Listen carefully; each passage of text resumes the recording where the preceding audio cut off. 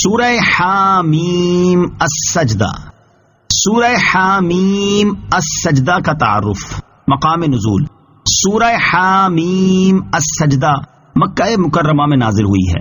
رکوع اور آیات کی تعداد اس سورت میں 6 رکوع 54 آیتیں ہیں. حامیم السجدہ نام رکھنے کی وجہ، اس سورت کا ایک نام حامیم السجدہ ہے، اور حامیم کہنے کی وجہ یہ ہے کہ اس سورت کی ابتدا حامیم سے ہوئی ہے، اور السجدہ کہنے کی وجہ یہ ہے کہ اس کی آیت نمبر 38 آیت سجدہ ہے، اور حامیم السجدہ کہنے کی وجہ سے یہ سورت حامیم سے شروع ہونے والی دیگر سورتوں سے ممتاز ہو گئی. دوسرا نام فصلت ہے، اور یہ نام اس کی آیت نمبر 3 میں مذکور کلمہ فصلت سے ماخوذ ہے. سورہ حامیم السجدہ کی فضیلت. حضرت خلیل بن مرہ رضی اللہ تعالیٰ عنہ فرماتے ہیں نبی کریم علیہ الصلوۃ والسلام سورہ تبارک اور سورہ حامیم السجدہ کی تلاوت کیے بغیر نیند نہیں فرماتے تھے. سورہ حامیم السجدہ کے مضامین. اس سورت کا مرکزی مضمون یہ ہے کہ اس میں اللہ تعالیٰ کی وحدانیت، حضور پرنور علیہ الصلوۃ والسلام کی رسالت، قرآن پاک کے اللہ تعالیٰ کی کتاب ہونے، مردوں کو دوبارہ زندہ کیے جانے اور اعمال کی جزا و سزا ملنے کے بارے میں کلام کیا گیا ہے. نیز اس میں یہ چیزیں بیان کی گئی ہیں. نمبر 1، اس کی ابتدا میں قرآن پاک کے اوصاف بیان کیے گئے ہیں کہ یہ کتاب اللہ تعالیٰ کی طرف سے نازل ہوئی ہے، عربی زبان میں ہے، اللہ تعالیٰ کی قدرت و وحدانیت کے دلائل کو تفصیل سے بیان کرنے والی ہے، خوشخبری دینے والی اور ڈر سنانے والی ہے. نمبر 2، قرآن پاک کے بارے میں مشرکین کا موقف بیان کیا گیا اور یہ بتایا گیا کہ مشرکین قرآن پاک میں غور و فکر کرنے سے اعراض کرتے ہیں. نیز نبی پاک علیہ الصلوۃ والسلام کے بارے میں بتایا گیا کہ وہ ایک بشر ہیں اور انہیں اللہ تعالیٰ نے اس وحی کے ساتھ خاص فرما لیا ہے جس میں اللہ تعالیٰ کی وحدانیت کا اعلان ہے، کافروں کی سزا اور نیک اعمال کرنے والے مسلمانوں کی جزا کی وضاحت ہے. نمبر 3، کفر کرنے پر مشرکین کا رد کیا گیا. زمین و آسمان کی تخلیق سے اللہ تعالیٰ کی وحدانیت پر استدلال کیا گیا اور اللہ تعالیٰ کے رسولوں علیہ الصلوۃ والسلام کو جھٹلانے کی وجہ سے ہلاک کی گئی سابقہ قوموں جیسا عذاب نازل ہونے سے کفار مکہ کو ڈرایا گیا. نمبر 4، قیامت کے حساب کا خوف دلایا گیا اور یہ بتایا گیا کہ حشر کے دن انسان کے اعضاء اس کے خلاف گواہی دیں گے. نمبر 5، اللہ تعالیٰ کی اطاعت پر صبر کرنے والوں کو جنت کی بشارت دی گئی. قرآن مجید کے ہدایت اور شفا ہونے کے بارے میں بتایا گیا اور یہ واضح کر دیا گیا کہ جو نیک عمل کرے گا وہ اپنی جان کے لیے ہی کرے گا اور جو برے عمل کرے گا تو وہ خود ہی ان کی سزا پائے گا. نمبر 6، اللہ تعالیٰ کی عظیم قدرت اور علم کے بارے میں بتایا گیا اور یہ بتایا کہ آسانی ملنے پر فخر و تکبر کرنا اور مصیبت و سختی آنے پر گریہ و زاری کرنا عمومی طور پر لوگوں کی فطرت ہے. سورہ مومن کے ساتھ مناسبت. سورہ حامیم السجدہ کی اپنے سے ماقبل سورت مومن کے ساتھ ایک مناسبت یہ ہے کہ دونوں سورتوں کی ابتدا میں قرآن مجید کا وصف بیان کیا گیا ہے، اور دوسری مناسبت یہ ہے کہ دونوں سورتوں میں اللہ تعالیٰ کی آیات کے بارے میں جھگڑنے والے مشرکین کی سرزنش کی گئی اور انہیں عذاب کی وعید سنائی گئی ہے. بسم اللہ الرحمن الرحیم. ترجمہ: اللہ کے نام سے شروع جو نہایت مہربان رحمت والا ہے. حامیم تنزیل من الرحمن الرحیم. ترجمہ: حامیم یہ قرآن بہت مہربان نہایت رحم فرمانے والے کی طرف سے نازل کیا ہوا ہے. حامیم یہ حروف مقطعات میں سے ایک حرف ہے، اس کی مراد اللہ تعالیٰ ہی بہتر جانتا ہے. تنزیل نازل کیا ہوا ہے. اس آیت میں قرآن مجید کا وصف بیان کرتے ہوئے ارشاد فرمایا گیا کہ یہ قرآن پاک اس اللہ تعالیٰ کی طرف سے سید المرسلین صلی اللہ تعالیٰ علیہ وسلم پر نازل کیا ہوا ہے جو اپنے بندوں پر بہت مہربان اور نہایت رحم فرمانے والا ہے. کتاب فصلت آیاتہ قرآنا عربیا لقوم یعلمون. ترجمہ: یہ عربی قرآن ایک کتاب ہے جس کی آیتیں جاننے والوں کے لیے تفصیل سے بیان کی گئی ہیں. کتاب ایک کتاب ہے.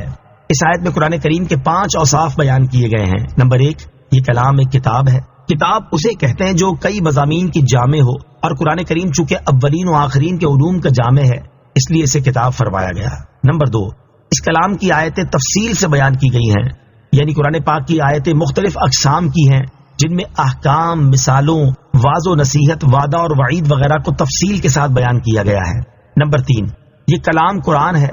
یہ ایسا کلام ہے جسے دنیا میں سب سے زیادہ پڑھا جاتا ہے اور اس کی آیتیں باہم مربوط اور ملی ہوئی ہیں، نیز یہ بندوں کو خدا سے ملا دیتا ہے۔ نمبر 4، اس کلام کی زبان عربی ہے۔ اس سے معلوم ہوا کہ عربی زبان بہت فضیلت اور اہمیت کی حامل ہے، اور یہ بھی معلوم ہوا کہ قرآن مجید کا ترجمہ قرآن نہیں، لہذا نماز میں صرف ترجمہ پڑھ لینے سے نماز نہ ہوگی۔ نمبر 5، قرآن مجید کا عربی میں ہونا ان لوگوں کے لیے ہے جن کی زبان عربی ہے، تاکہ وہ اس کے معنی کو سمجھ سکیں۔ ایک تفسیر کے اعتبار سے اس آیت میں قرآن مجید کی 5ویں صفت یہ ہے کہ اس کی آیتیں عرب والوں کے لیے تفصیل سے بیان کی گئی ہیں۔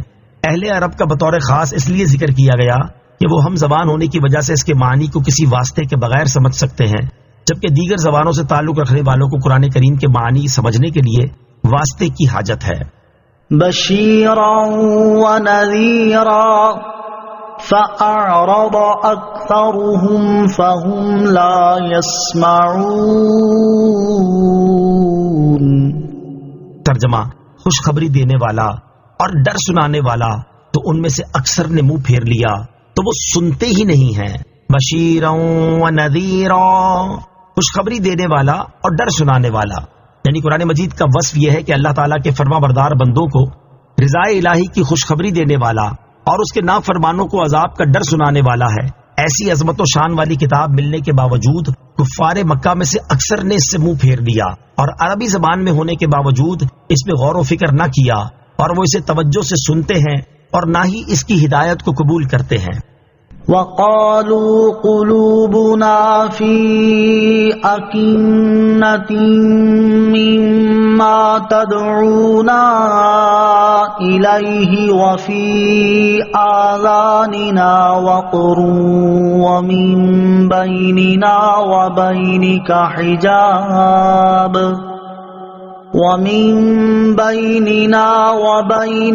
حجاب فاعمل اننا عاملون۔ ترجمہ، اور انہوں نے کہا ہمارے دل اس بات سے پردوں میں ہیں جس کی طرف تم ہمیں بلاتے ہو، اور ہمارے کانوں میں بوجھ ہے، اور ہمارے اور تمہارے درمیان ایک پردہ ہے، تو تم اپنا کام کرو، ہم اپنا کام کر رہے ہیں۔ وقالوا، اور انہوں نے کہا، جب نبی کریم علیہ الصلوۃ والسلام نے مشرکوں کو ایمان قبول کرنے کی دعوت دی تو انہوں نے کہا آپ ہمیں توحید اور ایمان کی جو دعوت دے رہے ہیں ہم اس کو سمجھ ہی نہیں سکتے، کیونکہ اس بات سے ہمارے دلوں پر پردے پڑے ہوئے ہیں اور ہمارے کانوں میں بوجھ ہے جس کی وجہ سے بہرے ہیں، اور آپ کی بات ہمارے سننے میں نہیں آتی۔ اس سے مشرکوں کی مراد یہ تھی کہ آپ ہم سے ایمان اور توحید کو قبول کرنے کی توقع نہ رکھیے، ہم کسی طرح ماننے والے نہیں، اور نہ ماننے میں ہم اس شخص کی طرح ہیں جو نہ سمجھتا ہو نہ سنتا ہو۔ مشرکوں نے مزید یہ کہا کہ ہمارے اور تمہارے درمیان دینی مخالفت ہے، اس لیے ہم آپ کی بات ماننے والے نہیں، تو تم اپنے دین پر رہو، ہم اپنے دین پر قائم ہیں، اور تم سے ہمارا کام بگاڑنے کی جو کوشش ہو سکے وہ کرو، ہم بھی تمہارے خلاف جو ہو سکے گا کریں گے۔ قل انما انا بشر مثلكم يوحى الي انما الهكم اله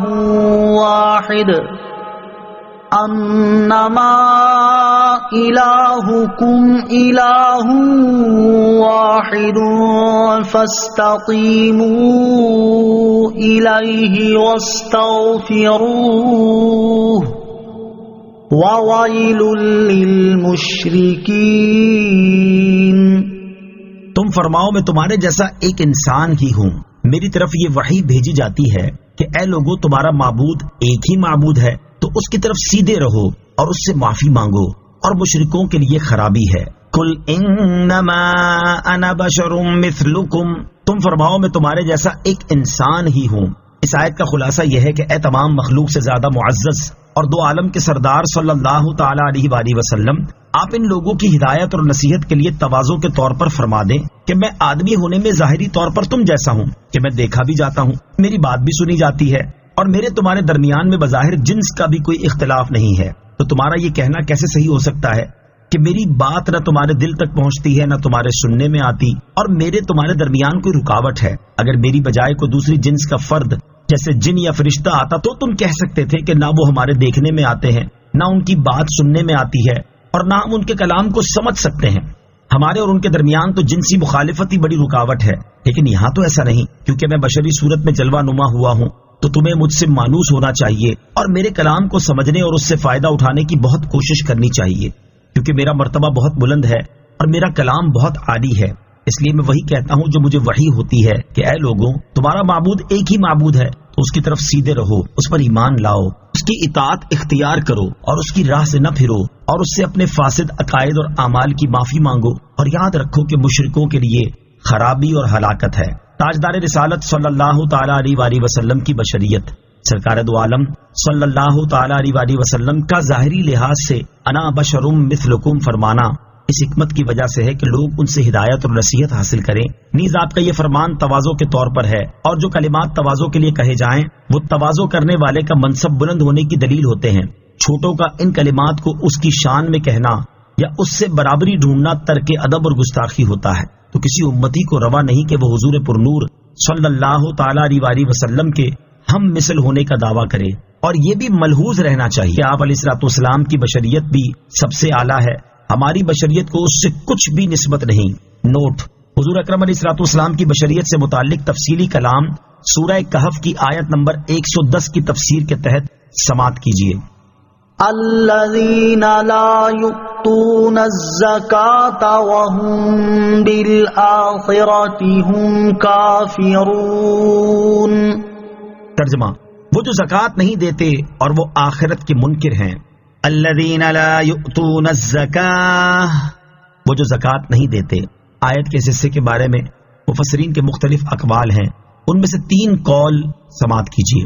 نمبر 1، حضرت عبداللہ ابن عباس رضی اللہ تعالیٰ عنہما اور جمہور مفسرین کا قول یہ ہے کہ یہاں زکوٰۃ سے مراد اس کا حقیقی معنی نہیں بلکہ اس سے مراد توحید کا معتقد ہونا اور لا الہ الا اللہ کہنا ہے۔ اس صورت میں آیت کے معنی یہ ہوں گے کہ مشرکین وہ لوگ ہیں جو توحید کا اقرار کر کے اپنے نفسوں کو شرک سے باز نہیں رکھتے۔ نمبر 2، حضرت حسن اور حضرت قتادہ رضی اللہ تعالیٰ عنہما کا قول یہ ہے کہ یہاں زکوٰۃ نہ دینے سے مراد یہ ہے کہ مشرکین زکوٰۃ کے فرض ہونے پر ایمان نہیں لاتے اور اس کا اقرار نہیں کرتے۔ نمبر 3، حضرت مجاہد اور حضرت ربی رحمۃ اللہ تعالی علیہما کا قول یہ ہے کہ یہاں زکوٰۃ کا اصطلاحی معنی مراد نہیں بلکہ زکوٰۃ سے مراد اپنے اعمال کا تزکیہ کرنا اور ایمان قبول کر کے انہیں شرک کی نجاست سے پاک کرنا ہے۔ نوٹ: اس آیت کی تفسیر میں ان 3 کے علاوہ مفسرین کے اور بھی اقوال ہیں۔ امام عبداللہ بن احمد نصفی رحمۃ اللہ تعالی فرماتے ہیں کہ یہاں آیت میں زکوٰۃ ادا نہ کرنے کو آخرت کے انکار کے ساتھ ذکر کرنے کی وجہ یہ ہے کہ انسان کو مال بہت پیارا ہوتا ہے، تو جب وہ مال کو راہ خدا میں خرچ کرے گا تو یہ اس کی استقامت، استقلال، صدق اور نیت کے اخلاص کی مضبوط دلیل ہوگی۔ نیز اس آیت میں ضمنی طور پر ان مسلمانوں کو بھی خوف دلایا گیا ہے جو زکوٰۃ ادا نہیں کرتے، تاکہ انہیں معلوم ہو جائے کہ زکوٰۃ نہ دینا ایسا برا فعل ہے کہ اسے قرآن کریم میں مشرکین کے اوصاف میں ذکر کیا گیا ہے۔ وَهُمْ بِالْآخِرَةِ هُمْ كَافِرُونَ، اور وہ آخرت کے منکر ہیں۔ آیت کے اس حصے میں مشرکوں کا ایک اور جرم بیان کیا گیا کہ وہ آخرت کے منکر ہیں کہ مرنے کے بعد اٹھنے اور اعمال کی جزا ملنے کے قائل نہیں۔ ان الذين آمنوا وعملوا الصالحات لهم اجر غير ممنون۔ ترجمہ: بے شک ایمان لانے والوں اور اچھے اعمال کرنے والوں کے لیے بے انتہا ثواب ہے۔ ان الذين آمنوا، بے شک جو ایمان لائے۔ اس سے پہلی آیت میں کافروں کے لیے وعید بیان ہوئی اور اس آیت میں ایمان والوں کے لیے وعدے کا ذکر ہے۔ چنانچہ ارشاد فرمایا کہ بے شک ایمان لانے والوں اور اچھے اعمال کرنے والوں کے لیے بے انتہا ثواب ہے جو منقطع نہ ہوگا۔ اس آیت کی تفسیر میں یہ بھی کہا گیا ہے کہ یہ آیت بیماروں، اپاہجوں اور ان بوڑھوں کے حق میں نازل ہوئی جو عمل اور طاعت کے قابل نہ رہے، انہیں اب بھی وہی اجر ملے گا جو تندرستی کے زمانے میں عمل کرنے پر ملا کرتا تھا۔ مسلمانوں کے نیک اعمال کا ثواب بیماری، بڑھاپے وغیرہ میں منقطع نہیں ہوتا۔ اس آیت سے معلوم ہوا کہ اللہ تعالیٰ اپنے فضل و کرم سے مسلمانوں کو ان کے نیک اعمال کا بے انتہا ثواب عطا فرماتا ہے، اور یہ بھی معلوم ہوا کہ جو مسلمان تندرستی اور صحت کے ایام میں کوئی نیک عمل پابندی کے ساتھ کیا کرتا تھا، پھر بیماری، معذوری یا بڑھاپے وغیرہ کی وجہ سے وہ نیک عمل نہ کر سکا، تو ان ایام میں عمل نہ کرنے کے باوجود اسے اسی نیک عمل کا ثواب ملتا رہے گا۔ یہ مضمون کثیر احادیث میں بھی بیان کیا گیا ہے۔ ان میں سے 3 احادیث سماعت کیجیے۔ نمبر 1، بخاری شریف کی حدیث حضرت ابو موسیٰ اشعری رضی اللہ تعالی عنہ سے روایت ہے، رسول اللہ صلی اللہ تعالی علیہ وآلہ وسلم نے ارشاد فرمایا، جب کوئی بندہ بیمار ہو جائے یا کسی سفر پر جائے تو اسے اس کے ان نیک اعمال کا اجر ملتا رہے گا جو وہ صحت کے ایام میں اور حالت اقامت میں کیا کرتا تھا۔ حدیث نمبر 2، حضرت عبداللہ بن عمر رضی اللہ تعالیٰ عنہ سے روایت ہے، رسول کریم صلی اللہ تعالیٰ علیہ وآلہ وسلم نے ارشاد فرمایا، جب بندہ عبادت کے اچھے راستے پر ہوتا ہے پھر بیمار ہو جاتا ہے تو اس پر مقرر فرشتے سے کہا جاتا ہے تم اس کی تندرستی کے زمانے کے برابر اعمال لکھتے رہو یہاں تک کہ میں اسے شفا دوں یا اسے اپنے پاس بلا لوں۔ نمبر 3، حضرت عتبہ بن مسعود رضی اللہ تعالیٰ عنہ سے روایت ہے، رسول اکرم صلی اللہ تعالیٰ علیہ وسلم نے ارشاد فرمایا، مومن کا اپنی بیماری پر بے قرار ہونا تعجب خیز ہے، اگر اسے معلوم ہو جائے کہ اس کی بیماری میں کتنا ثواب ہے تو وہ یہ چاہے گا کہ ساری زندگی بیمار ہی رہے۔ پھر حضور اقدس علیہ الصلوۃ والسلام آسمان کی طرف سر اٹھا کر مسکرائے تو آپ سے عرض کی گئی، آپ آسمان کی طرف دیکھ کر کیوں مسکرائے؟ ارشاد فرمایا، مجھے 2 فرشتوں کو دیکھ کر تعجب ہوا، وہ نماز پڑھنے کی ایک جگہ میں وہاں نماز پڑھنے والے کو ڈھونڈ رہے تھے، جب اس جگہ وہ نمازی نہیں ملا تو فرشتے واپس چلے گئے۔ پھر انہوں نے عرض کی، اے ہمارے رب عز و جل، ہم تیرے فلاں بندے کا نیک عمل دن رات لکھتے تھے، اب ہمیں معلوم ہوا کہ تو نے اسے اپنی تقدیر کی رسی سے باندھ لیا ہے۔ اللہ تعالیٰ نے ارشاد فرمایا، تم میرے بندے کے اسی عمل کو لکھتے رہو جو وہ دن رات کیا کرتا تھا اور اس میں کوئی کمی نہ کرو، اور میں نے جتنے دن اسے روک لیا ہے ان دنوں کا اجر میرے ذمہ کرم پر ہے، اور جو عمل وہ کیا کرتا تھا اس کا اجر اسے ملتا رہے گا۔ قل أئنكم لتكفرون بالذي خلق الأرض في يومين وتجعلون له أندادا ذلك رب العالمين۔ ترجمہ، تم فرماؤ کیا تم اس اللہ کے ساتھ کفر کرتے ہو جس نے 2 دن میں زمین بنائی اور تم اس کے لیے شریک ٹھہراتے ہو؟ وہ سارے جہانوں کا رب ہے۔ قل، تم فرماؤ۔ اس سے پہلے آیت نمبر 6 میں بتایا گیا کہ لوگوں کا معبود صرف ایک ہے، اور اب اس آیت سے یہ بتایا جا رہا ہے کہ معبود ہونے میں اللہ تعالیٰ کا کوئی شریک نہیں ہے۔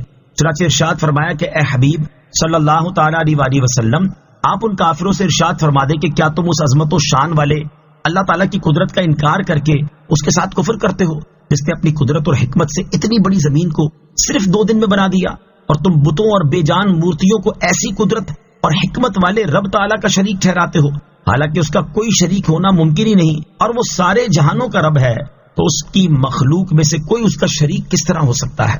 یاد رکھو کہ صرف اللہ تعالیٰ ہی عبادت کا مستحق ہے، اس کے سوا کوئی عبادت کا مستحق نہیں، کیونکہ سب اس کی مخلوق اور اس کی ملکیت ہیں۔ نوٹ، یاد رہے کہ زمین کو 2 دن میں پیدا فرمانا حکمت کے پیش نظر ہے، ورنہ اللہ تعالیٰ کی قدرت ایسی ہے کہ وہ چاہتا تو ایک لمحے سے بھی کم میں پوری زمین بنا دیتا۔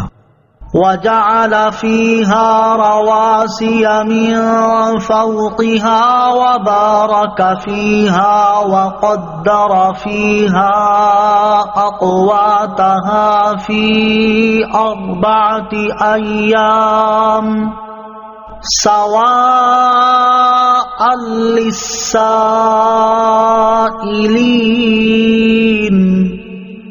ترجمہ، اور اس نے زمین میں اس کے اوپر سے پہاڑ رکھ دیے اور اس میں برکت رکھی اور اس میں بسنے والوں کی روزیاں مقرر کی، یہ سب 4 دنوں میں ہوا، سوال کرنے والوں کے لیے درست جواب ہے۔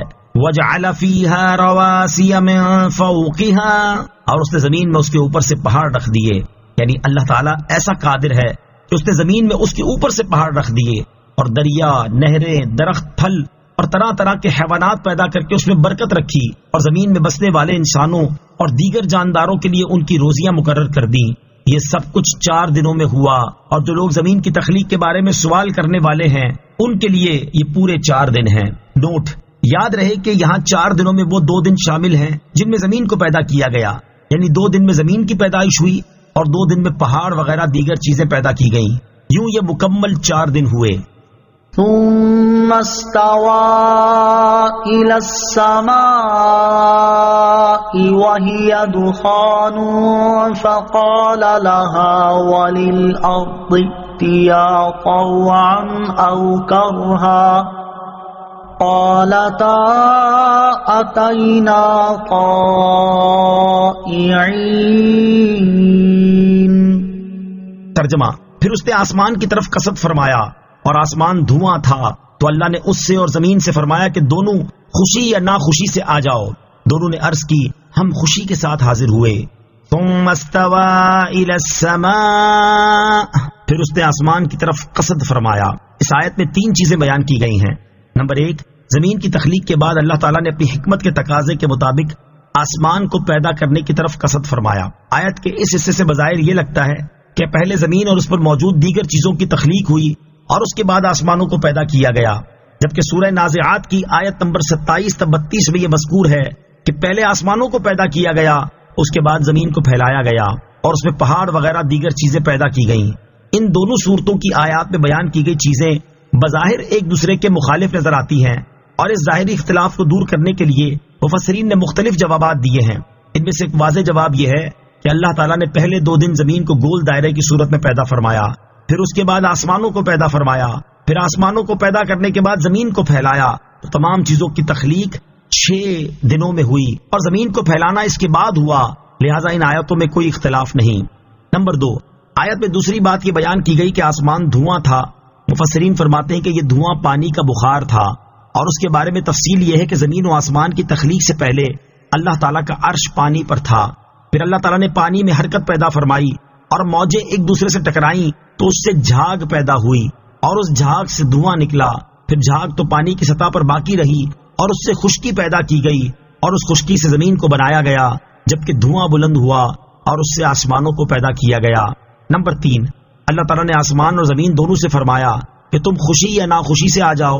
دونوں نے عرض کی ہم خوشی کے ساتھ حاضر ہوئے۔ اس کی تفسیر میں حضرت عبداللہ ابن مسعود رضی اللہ تعالی عنہ فرماتے ہیں اس سے مراد یہ ہے کہ اے آسمان اور زمین، میں نے تم میں جو منافع اور مصالح پیدا فرمائے ہیں انہیں لے آؤ اور میری مخلوق کے لیے انہیں ظاہر کر دو۔ حضرت عبداللہ ابن عباس رضی اللہ تعالی عنہ فرماتے ہیں اللہ تعالیٰ نے آسمان سے ارشاد فرمایا کہ تم اپنے سورج، چاند اور ستاروں کو طلوع کر دو اور اپنی ہواؤں اور بادلوں کو جاری کر دو، اور زمین سے ارشاد فرمایا کہ تم اپنی نہروں کو روا کر دو اور اپنے درختوں اور پھلوں کو نکال دو، اور یہ کام خوشی سے کرو یا ناخوشی سے، تمہیں بہرحال ایسا کرنا ہے۔ آسمان اور زمین نے عرض کی ہم خوشی سے ایسا کرتے ہیں۔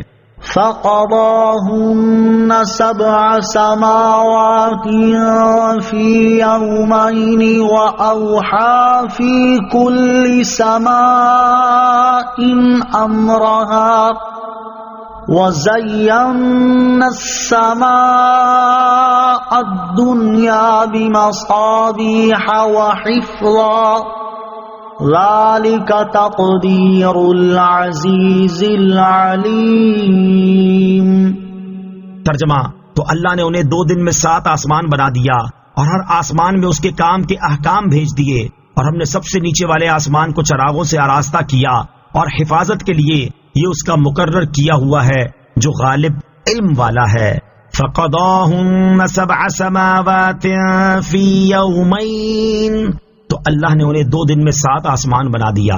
اس آیت میں 4 چیزیں بیان کی گئی ہیں۔ نمبر 1، جب اللہ تعالیٰ نے آسمان کو پیدا کرنے کا قصد فرمایا تو اس نے 2 دن میں 7 آسمان بنا دیے، یہ کل 6 دن ہوئے جن میں کائنات کی تخلیق ہوئی۔ نمبر 2، اللہ تعالیٰ نے ہر آسمان میں اس کے کام کے احکام بھیج دیے۔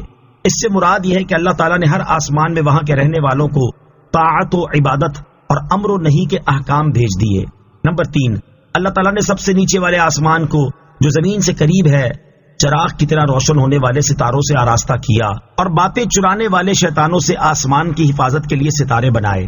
نمبر 4، یہ بہترین نظام اس اللہ تعالیٰ کا مقرر کیا ہوا ہے جو سب پر غالب اور اپنی مخلوق اور ان کی حرکات و سکنات کا علم رکھنے والا ہے۔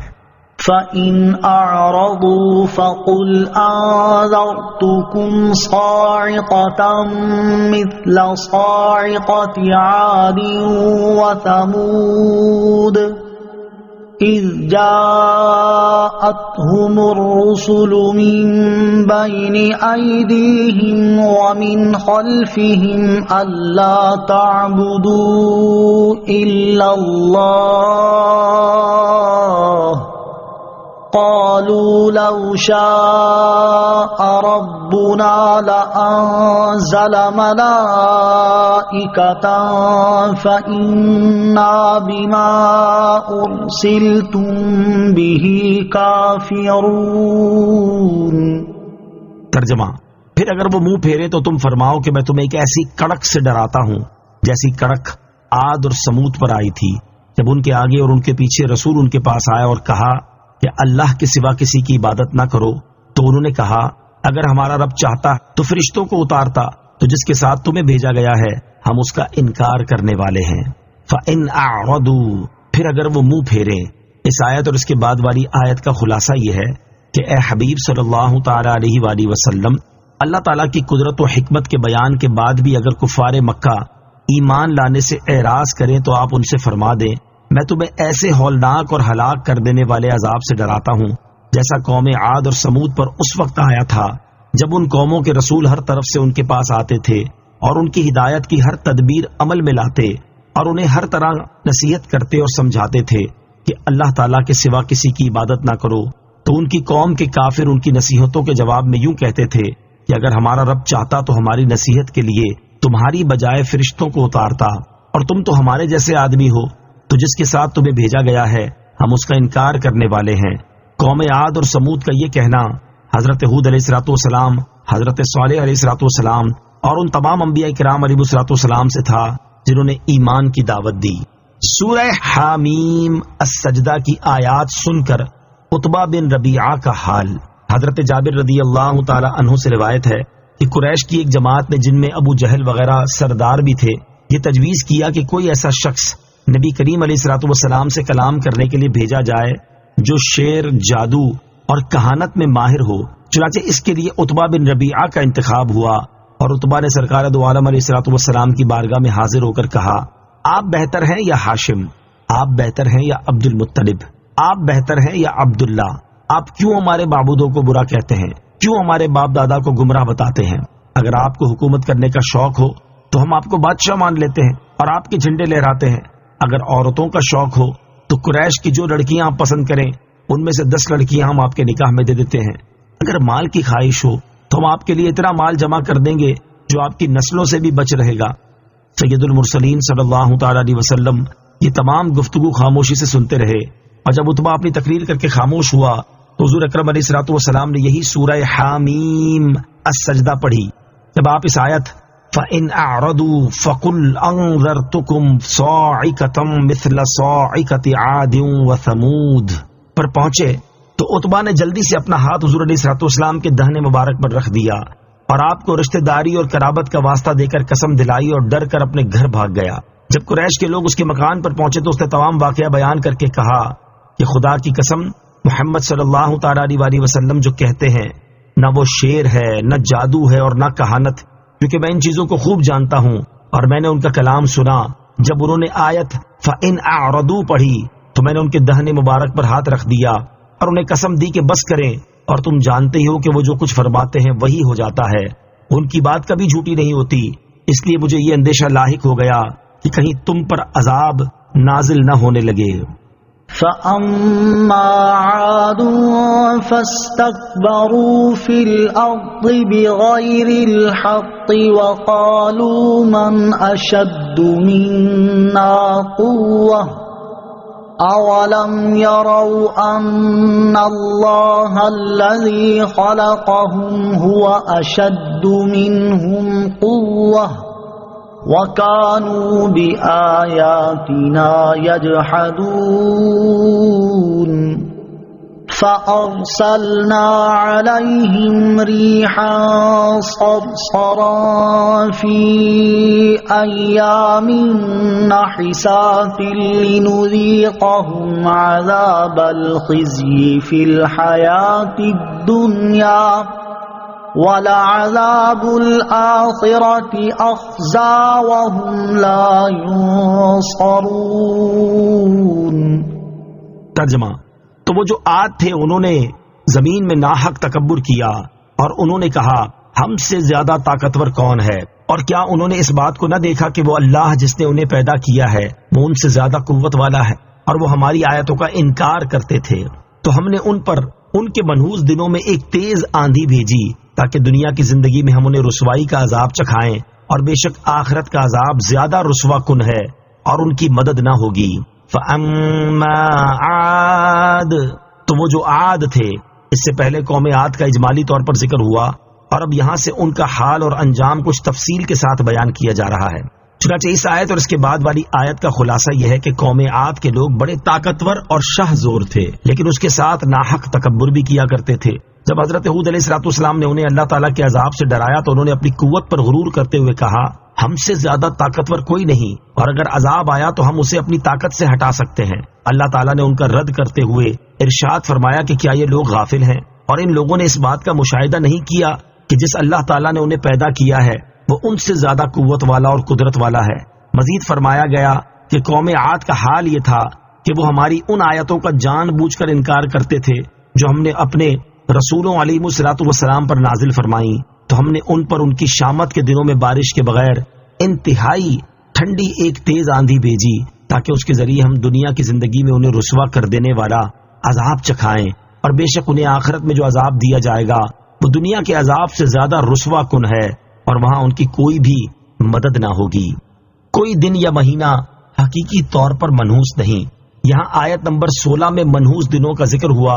اس سلسلے میں یاد رہے کہ کوئی دن یا مہینہ حقیقی طور پر منحوس نہیں، البتہ جس وقت دن یا مہینے میں کوئی گناہ کیا جائے یا اس میں گناہ گاروں پر اللہ تعالیٰ کا عذاب نازل ہو تو وہ گناہ اور عذاب کے اعتبار سے گناہ گار کے حق میں منحوس ہے، جیسا کہ حضرت علامہ اسماعیل حقی رحمت اللہ تعالی فرماتے ہیں، زمانے کے اجزاء اپنی اصل حقیقت میں برابر ہیں اور ان میں کوئی فرق نہیں، البتہ ان اجزاء میں جو نیکی یا گناہ واقع ہو اس میں فرق کی وجہ سے زمانے کے اجزاء میں فرق ہوتا ہے۔ تو جمعہ کا دن نیک کام کرنے والے کے اعتبار سے سعادت مندی کا دن ہے اور گناہ کرنے والے کے اعتبار سے اس کے حق میں منحوس ہے۔ اور اعلیٰ حضرت امام احمد رضا خان رحمت اللہ تعالی فرماتے ہیں، مسلمان مطیع یعنی اطاعت گزار مسلمان پر کوئی چیز نحس یعنی منحوس نہیں، اور کافروں کے لیے کچھ سعد یعنی مبارک نہیں، اور مسلمان عاصی کے لیے اس کا اسلام سعد ہے۔ طاعت بشرط قبول سعد ہے، معصیت بجائے خود نحس ہے۔ اگر رحمت و شفاعت اس کی نحوست سے بچا لیں بلکہ نحوست کو سعادت کر دیں، جیسا کہ اللہ تعالیٰ ارشاد فرماتا ہے، اولئک یبدل اللہ سیئاتہم حسنات، ترجمہ ایسوں کی برائیوں کو اللہ نیکیوں سے بدل دے گا۔ تو یہ الگ بات ہے، بلکہ کبھی گناہ یوں سعادت ہو جاتا ہے کہ بندہ اس پر خائف و ترساں و تائب و کوشاں رہتا ہے، وہ دھل گیا اور بہت سی حسنات مل گئیں۔ باقی کواکب یعنی ستاروں میں کوئی سعادت و نحوست نہیں۔ اگر ان کو خود مؤثر جانے مشرک ہے اور ان سے مدد مانگے تو حرام ہے، ورنہ ان کی رعایت ضرور خلاف توکل ہے۔ صدر الشریعہ بدر الطریقہ مفتی امجد علی اعظمی رحمت اللہ تعالی فرماتے ہیں، ماہ سفر کو لوگ منحوس جانتے ہیں، اس میں شادی بیاہ نہیں کرتے، لڑکیوں کو رخصت نہیں کرتے، اور بھی اس قسم کے کام کرنے سے پرہیز کرتے ہیں اور سفر کرنے سے گریز کرتے ہیں۔ خصوصاً ماہ سفر کی ابتدائی 13 تاریخیں بہت زیادہ نحس مانی جاتی ہیں اور ان کو 13 تیزی کہتے ہیں۔ یہ سب جہالت کی باتیں ہیں۔ حدیث میں فرمایا کہ سفر کوئی چیز نہیں، یعنی لوگوں کا اسے منحوس سمجھنا غلط ہے۔ اسی طرح ذی-قعدہ کے مہینے کو بھی بہت لوگ برا جانتے ہیں اور اس کو خالی مہینہ کہتے ہیں، یہ بھی غلط ہے۔ اور ہر ماہ میں 3، 13، 23، 8، 18، 28 تو منحوس جانتے ہیں، یہ بھی لغو بات ہے۔ وَأَمَّا ثَمُودُ فَهَدَيْنَاهُمْ فَاسْتَحَبُّوا الْعَمَى عَلَى الْهُدَى فَأَخَذَتْهُمْ صَاعِقَةُ الْعَذَابِ الْهُونِ بِمَا كَانُوا يَكْسِبُونَ وَنَجَّيْنَا الَّذِينَ آمَنُوا وَكَانُوا يَتَّقُونَ۔ ترجمہ، اور وہ جو سمود تھے تو ہم نے ان کی رہنمائی کی تو انہوں نے ہدایت کی بجائے اندھے پن کو پسند کیا، تو ان کے اعمال کے سبب انہیں ذلت کے عذاب کی کڑک نے آ لیا اور ہم نے انہیں بچا لیا جو ایمان لائے اور ڈرتے تھے۔ وَأَمَّا ثَمُودُ فَهَدَيْنَاهُمْ، اور وہ جو سمود تھے تو ہم نے ان کی رہنمائی کی۔ اس سے پہلے قوم سمود کا اجمالی تذکرہ ہوا اور اب یہاں سے ان کی عملی حالت اور انجام کی کچھ تفصیل بیان کی جا رہی ہے۔ چنانچہ اس آیت اور اس کے بعد والی آیت کا خلاصہ یہ ہے کہ جہاں تک قوم سمود کا معاملہ ہے تو ہم نے ان کی رہنمائی کی اور نیکی اور بدی کے طریقے ان پر ظاہر فرمائے، لیکن انہوں نے ہدایت کی بجائے گمراہی کے اندھے پن کو پسند کیا اور ایمان کے مقابلے میں کفر اختیار کیا، تو ان کے شرک، نبی کو جھٹلانے اور گناہوں کی وجہ سے انہیں ذلیل کر دینے والے عذاب کی کڑک نے آ لیا اور وہ ہولناک آواز کے عذاب سے ہلاک کر دیے گئے، اور ہم نے کڑک کے اس ذلیل کر دینے والے عذاب سے ان لوگوں کو بچا لیا جو حضرت صالح علیہ السلام پر ایمان لائے اور وہ شرک اور خبیث اعمال کرنے سے ڈرتے تھے۔ حضرت صالح علیہ السلام کی قوم پر آنے والے عذاب کی 3 کیفیات۔ قرآن مجید میں حضرت صالح علیہ السلام کی قوم پر آنے والے عذاب کو بیان کرتے ہوئے ایک آیت میں ارشاد فرمایا گیا کہ فَأَخَذَتْهُمُ الرَّجْفَةُ فَأَصْبَحُوا فِي دَارِهِمْ جَاثِمِينَ۔ ترجمہ، تو انہیں زلزلے نے پکڑ لیا تو وہ صبح کو اپنے گھروں میں اوندھے پڑے رہ گئے۔ اور دوسری آیت میں ارشاد فرمایا گیا کہ وَأَخَذَ الَّذِينَ ظَلَمُوا الصَّيْحَةُ فَأَصْبَحُوا فِي دِيَارِهِمْ جَاثِمِينَ۔ ترجمہ، اور ظالموں کو چنگھاڑ نے پکڑ لیا تو وہ صبح کے وقت اپنے گھروں میں گھٹنوں کے بل پڑے رہ گئے۔ اور تیسری آیت میں ارشاد فرمایا کہ فَأَخَذَتْهُمْ صَاعِقَةُ الْعَذَابِ الْهُونِ بِمَا كَانُوا يَكْسِبُونَ۔ ترجمہ، تو ان کے اعمال کے سبب انہیں ذلت کے عذاب کی کڑک نے آ لیا۔ ان تینوں آیات میں باہم کوئی تعارض نہیں، کیونکہ ان میں عذاب کی جدا جدا کیفیات بیان ہوئی ہیں، یعنی تینوں اسباب ہی وقوع پذیر ہوئے، لہذا قوم سمود کی ہلاکت کو ان میں کسی کی طرف بھی منسوب کیا جا سکتا ہے۔ وَيَوْمَ يُحْشَرُ أَعْدَاءُ اللَّهِ إِلَى النَّارِ فَهُمْ يُوزَعُونَ حَتَّى إِذَا مَا جَاءُوهَا شَهِدَ عَلَيْهِمْ سَمْعُهُمْ وَأَبْصَارُهُمْ وَجُلُودُهُمْ بِمَا كَانُوا يَعْمَلُونَ۔ ترجمہ، اور جس دن اللہ کے دشمن آگ کی طرف ہانکے جائیں گے تو ان کے پہلوں کو روکا جائے گا حتیٰ کہ بعد والے ان سے آ ملیں، یہاں تک کہ جب وہ سب آگ کے پاس آ جائیں گے تو ان کے کان اور ان کی آنکھیں اور ان کی کھالیں سب ان کے خلاف ان کے اعمال کی گواہی دیں گے۔ وَيَوْمَ يُحْشَرُ أَعْدَاءُ اللَّهِ إِلَى النَّارِ، اور جس دن اللہ کے دشمن آگ کی طرف ہانکے جائیں گے۔ گزشتہ آیات میں کفار کے دنیاوی عذاب کا بیان ہوا اور اب یہاں سے کفار کا اخروی عذاب بیان کیا جا رہا ہے۔ چنانچہ اس آیت اور اس کے بعد والی آیت کا خلاصہ یہ ہے کہ اے حبیب صلی اللہ تعالی علیہ وآلہ وسلم، آپ اپنی قوم کے سامنے اس وقت کا ذکر فرمائیں جب قیامت کے دن پہلے اور بعد والے تمام کافروں کو انتہائی ذلت کے ساتھ ہانک کر جہنم کی طرف لے جایا جائے گا، اور ان میں سے جو کافر دوزخ کے کنارے پر پہنچ جائیں گے انہیں روک دیا جائے گا یہاں تک کہ پیچھے رہ جانے والے کفار ان کے پاس آ جائیں، اور جب یہ کافر جہنم کے کنارے پہنچ جانے والے کافروں کے پاس پہنچیں گے تو ان کے کان اور ان کی آنکھیں اور ان کی کھالیں سب اللہ تعالیٰ کے حکم سے بول اٹھیں گے، اور انہوں نے ان اعضاء سے دنیا میں جو عمل کیے ہوں گے وہ سب بتا دیں گے۔ وَقَالُوا لِجُلُودِهِمْ لِمَ شَهِدتُّمْ عَلَيْنَا قَالُوا أَنطَقَنَا اللَّهُ الَّذِي أَنطَقَ كُلَّ شَيْءٍ وَهُوَ خَلَقَكُمْ أَوَّلَ مَرَّةٍ وَإِلَيْهِ تُرْجَعُونَ۔ ترجمہ، اور وہ اپنی کھالوں سے کہیں گے تم نے ہمارے خلاف کیوں گواہی دی؟ وہ کہیں گی ہمیں اس اللہ نے بولنے کی قوت بخشی جس نے ہر چیز کو بولنے کی طاقت دی ہے، اور اس نے تمہیں پہلی مرتبہ بنایا اور اسی کی طرف تم لوٹائے جاؤ گے۔ وَقَالُوا لِجُلُودِهِمْ، اور وہ اپنی کھالوں سے کہیں گے جب کفار کے اعضاء ان کے خلاف گواہی دیں گے اور ان کے اعمال بتا دیں گے تو وہ حیران ہو کر اپنی کھالوں سے کہیں گے تم نے ہمارے خلاف کیوں گواہی دی؟ وہ کھالیں کہیں گی ہمارا بولنا کوئی عجیب بات نہیں، کیونکہ ہمیں بولنے پر اس اللہ تعالیٰ نے قدرت اور قوت دی ہے جس نے ہر چیز کو بولنے کی طاقت دی ہے، اس لیے اس کی دی ہوئی قوت سے ہم نے تمہارے تمام برے اعمال کو کچھ چھپائے بغیر بیان کر دیا۔ اور اللہ تعالیٰ کی شان تو یہ ہے کہ وہ تمہیں پہلی بار بنانے اور تمہیں دوبارہ زندہ کر کے اپنی سزا کی طرف لوٹانے پر قدرت رکھتا ہے، اور ایسے قادر رب تعالیٰ کا ہمیں بولنے کی طاقت دے دینا کوئی عجیب بات نہیں۔ آیت میں ان لوگوں کے شبے کا بھی جواب دے دیا جو یہ سوچیں کہ اعضاء کیسے بولیں گے، تو فرمایا کہ اعضاء کو بولنے کی طاقت وہ اللہ عز و جل دے گا جس نے سب کو بولنے کی طاقت دی، تو جو زبان جیسے ایک چھوٹے سے عضو کو بولنے کی طاقت دے سکتا ہے وہ دیگر اعضاء کو بھی بولنے کی طاقت دے سکتا ہے۔ وَمَا كُنتُمْ تَسْتَتِرُونَ أَن يَشْهَدَ عَلَيْكُمْ سَمْعُكُمْ وَلَا أَبْصَارُكُمْ وَلَا جُلُودُكُمْ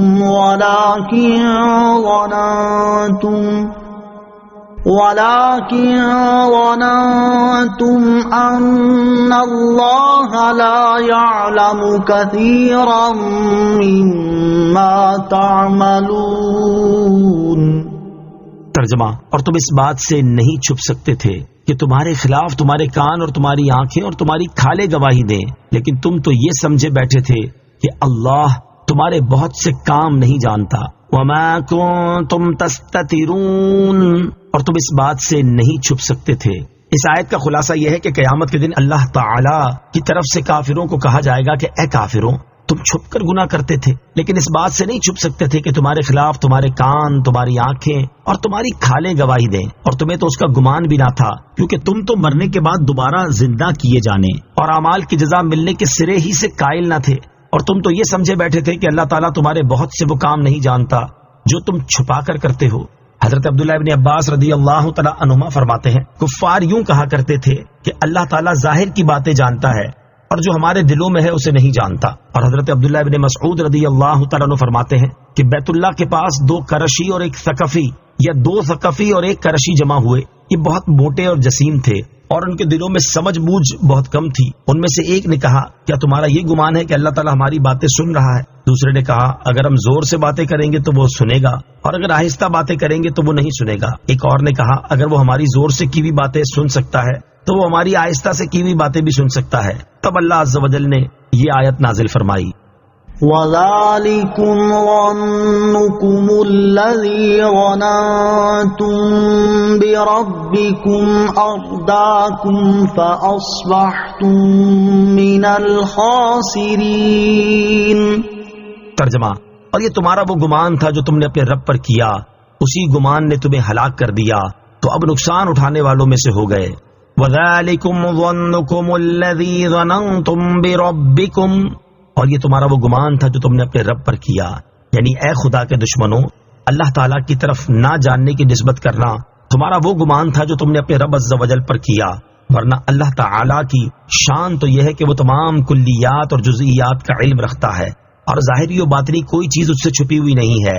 اور اے کافروں، اسی برے گمان نے تمہیں جہنم میں ڈال دیا، تو اس کی وجہ سے اب تم کامل نقصان اٹھانے والوں میں سے ہو گئے۔ اللہ کریم کے بارے میں اچھا گمان رکھنا چاہیے۔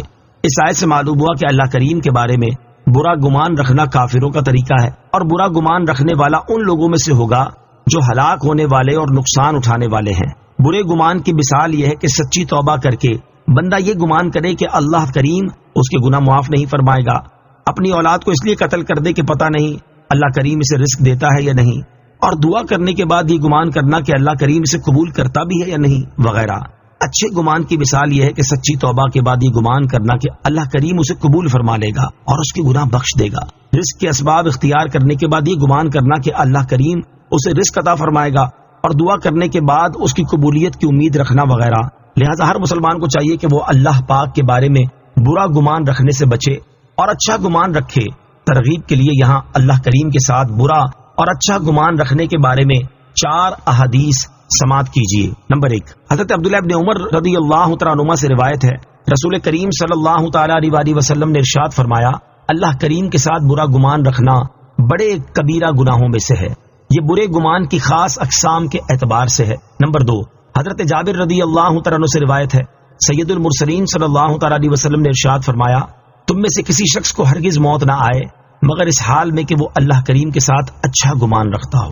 نمبر 3، حضرت ابو ہریرہ رضی اللہ تعالیٰ عنہ سے روایت ہے، تاجدار رسالت صلی اللہ تعالیٰ علیہ وسلم نے ارشاد فرمایا، بے شک اللہ کریم کے ساتھ اچھا گمان رکھنا ایک اچھی عبادت ہے۔ نمبر 4، ایک روایت میں ہے کہ حضرت واصلہ رضی اللہ تعالیٰ عنہ حضرت یزید بن اسود رضی اللہ تعالیٰ عنہ کی عیادت کے لیے تشریف لائے اور ان سے پوچھا، تمہارا اللہ کریم کے ساتھ کیا گمان ہے؟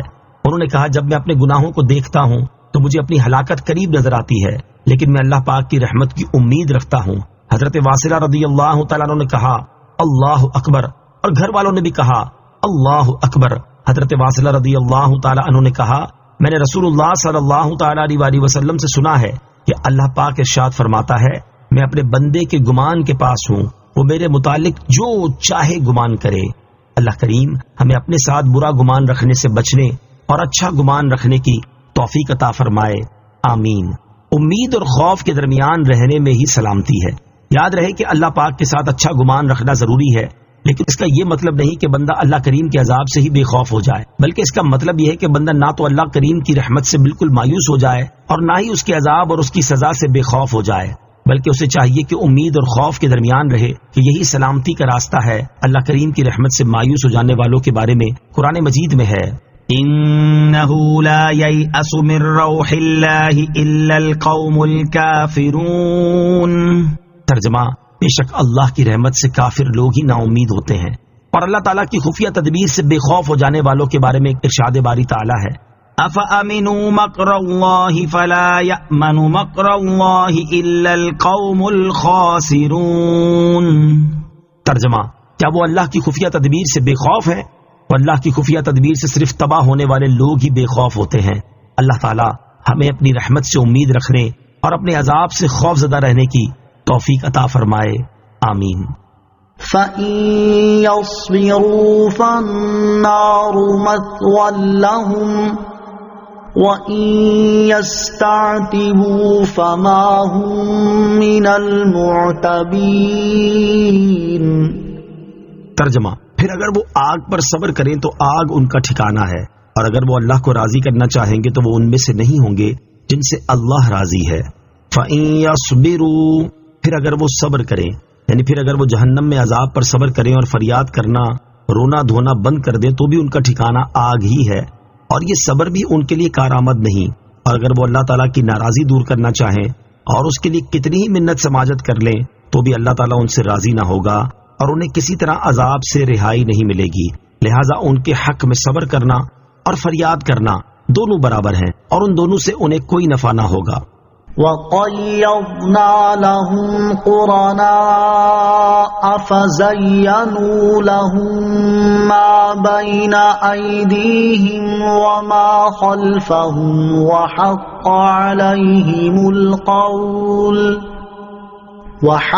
عَلَيْهِمُ الْقَوْلُ فِي أُمَمٍ قَدْ خَلَتْ مِن قَبْلِهِم مِّنَ الْجِنِّ وَالْإِنسِ إِنَّهُمْ كَانُوا خَاسِرِينَ۔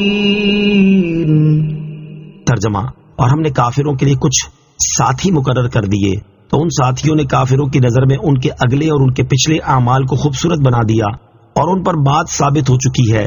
یہ جنوں اور انسانوں کے ان گروہوں میں شامل ہیں جو ان سے پہلے گزرے ہیں، بے شک وہ نقصان اٹھانے والے تھے۔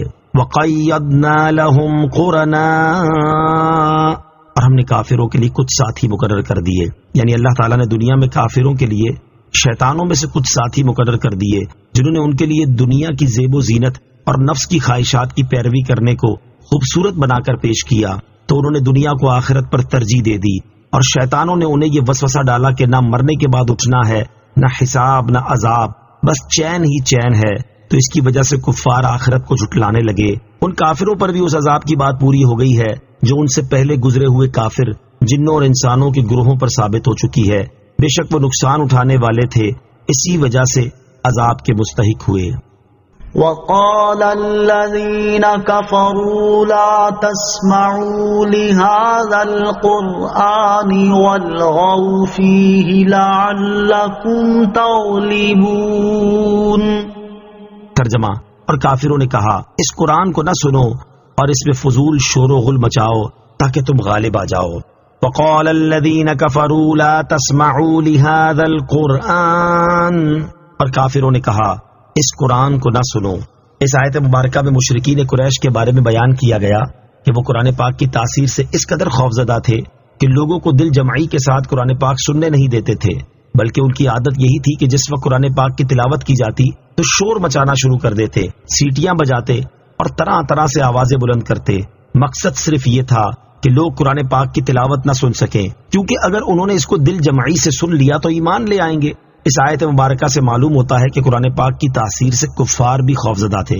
حضرت ابن عباس رضی اللہ تعالی عنہ سے روایت ہے کہ رسول اللہ صلی اللہ تعالی علیہ وسلم مکہ مکرمہ میں تھے، جب قرآن پڑھتے تھے تو اپنی آواز بلند کرتے تھے، جبکہ مشرکین لوگوں کو آپ سے دور بھگاتے تھے اور کہتے تھے کہ قرآن نہ سنو اور اس کی تلاوت کے وقت فضول شور و غل کرو تاکہ تم غالب آ جاؤ۔ فَلَنُذِيقَنَّ الَّذِينَ كَفَرُوا عَذَابًا شَدِيدًا وَلَنَجْزِيَنَّهُمْ أَسْوَأَ الَّذِي كَانُوا يَعْمَلُونَ۔ ذلك جزاء أعداء الله النار لهم فيها دار الخلد جزاء بما كانوا بآياتنا يجحدون۔ ترجمہ، تو بے شک ضرور ہم کافروں کو سخت عذاب چکھائیں گے اور بے شک ہم انہیں ان کے برے اعمال کا بدلہ دیں گے۔ یہ اللہ کے دشمنوں کا بدلہ آگ ہے، ان کے لیے اس میں ہمیشہ رہنے کا گھر ہے۔ یہ اس بات کی سزا ہے کہ وہ ہماری آیتوں کا انکار کرتے تھے۔ فَلَنُذِيقَنَّ الَّذِينَ كَفَرُوا عَذَابًا شَدِيدًا، تو بے شک ضرور ہم کافروں کو سخت عذاب چکھائیں گے۔ کفار مکہ کے طرز عمل کو بیان کرنے کے بعد اس آیت سے اللہ تعالیٰ نے انہیں شدید عذاب سے ڈرایا ہے۔ چنانچہ اس آیت اور اس کے بعد والی آیت کا خلاصہ یہ ہے کہ جب میرے حبیب صلی اللہ تعالیٰ علیہ وسلم قرآن مجید کی تلاوت کرتے ہیں، اس وقت جو کافر فضول شور و غل کرنے کا کہتے اور کرتے ہیں، انہیں اور تمام کافروں کو ہم ایسا سخت عذاب چکھائیں گے جس کی سختی کا کوئی اندازہ نہیں لگا سکتا، اور بے شک ہم انہیں ان کے برے اعمال کا بدلہ دیں گے، اور کفر کا بدلہ سخت عذاب ہے۔ یہ عذاب اللہ تعالیٰ کے دشمنوں کا بدلہ ہے، اور وہ جہنم کی آگ ہے۔ ان کے لیے جہنم میں ایک گھر ہے جس میں یہ ہمیشہ رہیں گے اور اس سے کہیں اور منتقل نہ ہو سکیں گے۔ اور یہ سخت عذاب اس بات کی سزا ہے کہ وہ ہماری آیتوں کا انکار کرتے تھے اور ان کی تلاوت ہوتی سن کر فضول شور و غل کیا کرتے تھے۔ اس سے معلوم ہوا کہ نبی کریم صلی اللہ تعالیٰ علیہ وسلم اور قرآن کا دشمن اللہ تعالیٰ کا دشمن ہے، کہ ان کافروں نے قرآن کی آواز روکنی چاہی تو انہیں اللہ تعالیٰ کا دشمن قرار دیا گیا۔ وقال الذين كفروا ربنا أرنا الذين أضلانا من الجن والإنس نجعلهما تحت أقدامنا ليكونا من الأسفلين۔ ترجمہ، اور کافر جہنم میں جا کر کہیں گے، اے ہمارے رب، ہمیں جنوں اور انسانوں کے وہ دونوں گروہ دکھا جنہوں نے ہمیں گمراہ کیا، تاکہ آج ہم انہیں اپنے پاؤں کے نیچے روند ڈالیں تاکہ وہ جہنم میں سب سے نیچے والوں میں سے ہو جائیں۔ وقال الذین کفروا، اور کافر کہیں گے، یعنی جب کافروں کو جہنم میں ڈال دیا جائے گا تو وہ اس میں یوں عرض کریں گے، اے ہمارے رب عز و جل، ہمیں شیطان جنوں اور انسانوں کے وہ دونوں گروہ دکھا جنہوں نے دنیا کی زیب و زینت کو خوبصورت بنا کر ہمارے سامنے پیش کیا اور وسوسے ڈال کر ہمیں آخرت کو جھٹلانے کی طرف مائل کیا اور یوں ہمیں گمراہ کر دیا، تاکہ آج آگ کے اندر ہم ان سے انتقام لیتے ہوئے انہیں اپنے پاؤں کے نیچے روند ڈالیں اور وہ جہنم کے سب سے نچلے طبقے میں ہم سے زیادہ سخت عذاب والوں میں سے ہو جائیں اور ہمیں گمراہ کرنے کی سزا پائیں۔ ان الذين قالوا ربنا الله ثم استقاموا تتنزل عليهم الملائكة ألا تخافوا تتنزل عليهم الملائكة ألا تخافوا ولا تحزنوا وأبشروا بالجنة التي كنتم توعدون۔ ترجمہ، بے شک جنہوں نے کہا ہمارا رب اللہ ہے، پھر اس پر ثابت قدم رہے، ان پر فرشتے اترتے ہیں اور کہتے ہیں کہ تم نہ ڈرو اور نہ غم کرو اور اس جنت پر خوش ہو جاؤ جس کا تم سے وعدہ کیا جاتا تھا۔ ان الذین قالوا ربنا اللہ، بے شک جنہوں نے کہا ہمارا رب اللہ ہے۔ اس سے پہلی آیات میں کافروں کے لیے وعیدیں بیان ہوئی اور اب یہاں سے ایمان والوں کے لیے وعدے کا بیان کیا جا رہا ہے۔ چنانچہ اس آیت کا خلاصہ یہ ہے کہ بے شک وہ لوگ جنہوں نے اللہ تعالیٰ کے رب ہونے اور اس کی وحدانیت کا اقرار کرتے ہوئے کہا کہ ہمارا رب صرف اللہ تعالیٰ ہے، پھر وہ اس اقرار اور اس کے تقاضوں پر ثابت قدم رہے، ان پر اللہ تعالیٰ کی طرف سے فرشتے اترتے ہیں اور انہیں یہ بشارت دیتے ہوئے کہتے ہیں کہ تم آخرت میں پیش آنے والے حالات سے نہ ڈرو اور اہل و عیال وغیرہ میں سے جو کچھ پیچھے چھوڑ آئے اس کا نہ غم کرو اور اس جنت پر خوش ہو جاؤ جس کا تم سے دنیا میں اللہ تعالیٰ کے رسولوں علیہ الصلوۃ والسلام کی مقدس زبان سے وعدہ کیا جاتا تھا۔ استقامت کے معنی، اس آیت میں استقامت کا ذکر ہوا، اس مناسبت سے یہاں استقامت کے بارے میں 2 احادیث اور خلفائے راشدین کے اقوال سماعت کیجیے۔ چنانچہ حضرت انس بن مالک رضی اللہ تعالیٰ عنہ فرماتے ہیں کہ رسول اللہ صلی اللہ تعالیٰ علیہ وسلم نے یہ آیت پڑھی ان الذین قالوا ربنا اللہ ثم استقاموا، پھر آپ نے فرمایا لوگوں نے یہ کہا یعنی ہمارا رب اللہ ہے، پھر ان میں سے اکثر کافر ہو گئے. تو جو شخص اسی قول کہ ہمارا رب اللہ ہے پر ڈٹا رہا حتیٰ کہ مر گیا، وہ ان لوگوں میں سے ہے جو اس قول پر ثابت قدم رہے. حضرت سفیان بن عبداللہ ثقفی رضی اللہ تعالیٰ عنہ فرماتے ہیں میں نے عرض کی یا رسول اللہ صلی اللہ تعالیٰ علیہ وسلم مجھے اسلام کے بارے میں کوئی ایسی بات بتائیں کہ میں آپ کے بعد کسی اور سے اس بارے میں سوال نہ کروں. ارشاد فرمایا تم کہو میں اللہ تعالیٰ پر ایمان لایا، پھر اس اقرار پر ثابت قدم رہو. حضرت ابوبکر صدیق رضی اللہ تعالیٰ عنہ سے دریافت کیا گیا استقامت کیا ہے؟ آپ نے فرمایا استقامت یہ ہے کہ بندہ اللہ تعالیٰ کے ساتھ کسی کو شریک نہ کرے. حضرت عمر فاروق رضی اللہ تعالیٰ عنہ نے فرمایا استقامت یہ ہے کہ بندہ امر و نہیں یعنی احکامات پر عمل کرنے اور ممنوعات سے بچنے پر قائم رہے اور لومڑی کی طرح حیلہ سازیاں کر کے راہ فرار اختیار نہ کرے. حضرت عثمان غنی رضی اللہ تعالیٰ عنہ نے فرمایا استقامت یہ ہے کہ بندہ عمل میں اخلاص پیدا کرے. حضرت علی المرتضیٰ کرم اللہ تعالی وجہ الکریم نے فرمایا استقامت یہ ہے کہ بندہ فرائض کو پابندی کے ساتھ ادا کرے. ان احادیث اور اقوال کا خلاصہ یہ ہے کہ بندہ اللہ تعالیٰ کی وحدانیت کے اقرار اور اخلاص کے ساتھ نیک اعمال کرنے پر ثابت قدم رہے. مومن کو دی جانے والی بشارت کا مقام. اس آیت میں فرشتوں کی طرف سے مومن کو بشارت دیے جانے کا بھی ذکر ہوا. اس کے بارے میں ایک قول یہ ہے کہ موت کے وقت فرشتے اترتے ہیں اور مومن کو آخرت میں پیش آنے والے احوال یا ایمان سلب ہونے کا خوف اور اہل و عیال کے چھوٹنے کا یا گناہوں کا غم نہ کرنے کا کہتے اور اسے جنت کی بشارت دیتے ہیں. اور ایک قول یہ ہے کہ جب مومن قبروں سے اٹھیں گے تو فرشتے انہیں یہ بشارت دیں گے. اور یہ بھی کہا گیا ہے کہ مومن کو 3 بار بشارت دی جاتی ہے، ایک موت کے وقت، دوسری قبر میں اور تیسری قبروں سے اٹھنے کے وقت. ایک قول یہ ہے کہ ایمان والوں پر فرشتے اترتے ہیں اور انہیں دینی اور دنیاوی جو مشکلات پیش آتی ہیں ان میں ان کی اس چیز کے ساتھ امداد کرتے ہیں جو ان کے سینوں کو کشادہ کر دے اور الہام کے ذریعے ان کے خوف اور غم کو اسی طرح دور کر دیتے ہیں. نحن اولیاؤکم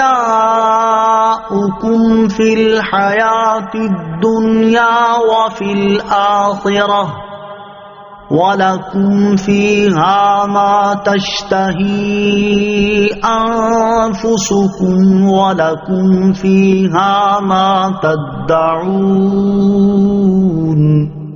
نُزُلًا مِّنْ غَفُورٍ رَّحِيمٍ. ترجمہ ہم دنیا کی زندگی میں اور آخرت میں تمہارے دوست ہیں اور تمہارے لیے جنت میں ہر وہ چیز ہے جو تمہارا جی چاہے اور تمہارے لیے اس میں ہر وہ چیز ہے جو تم طلب کرو. بخشنے والے مہربان کی طرف سے مہمانی ہے. نحن اولیاؤکم ہم تمہارے دوست ہیں.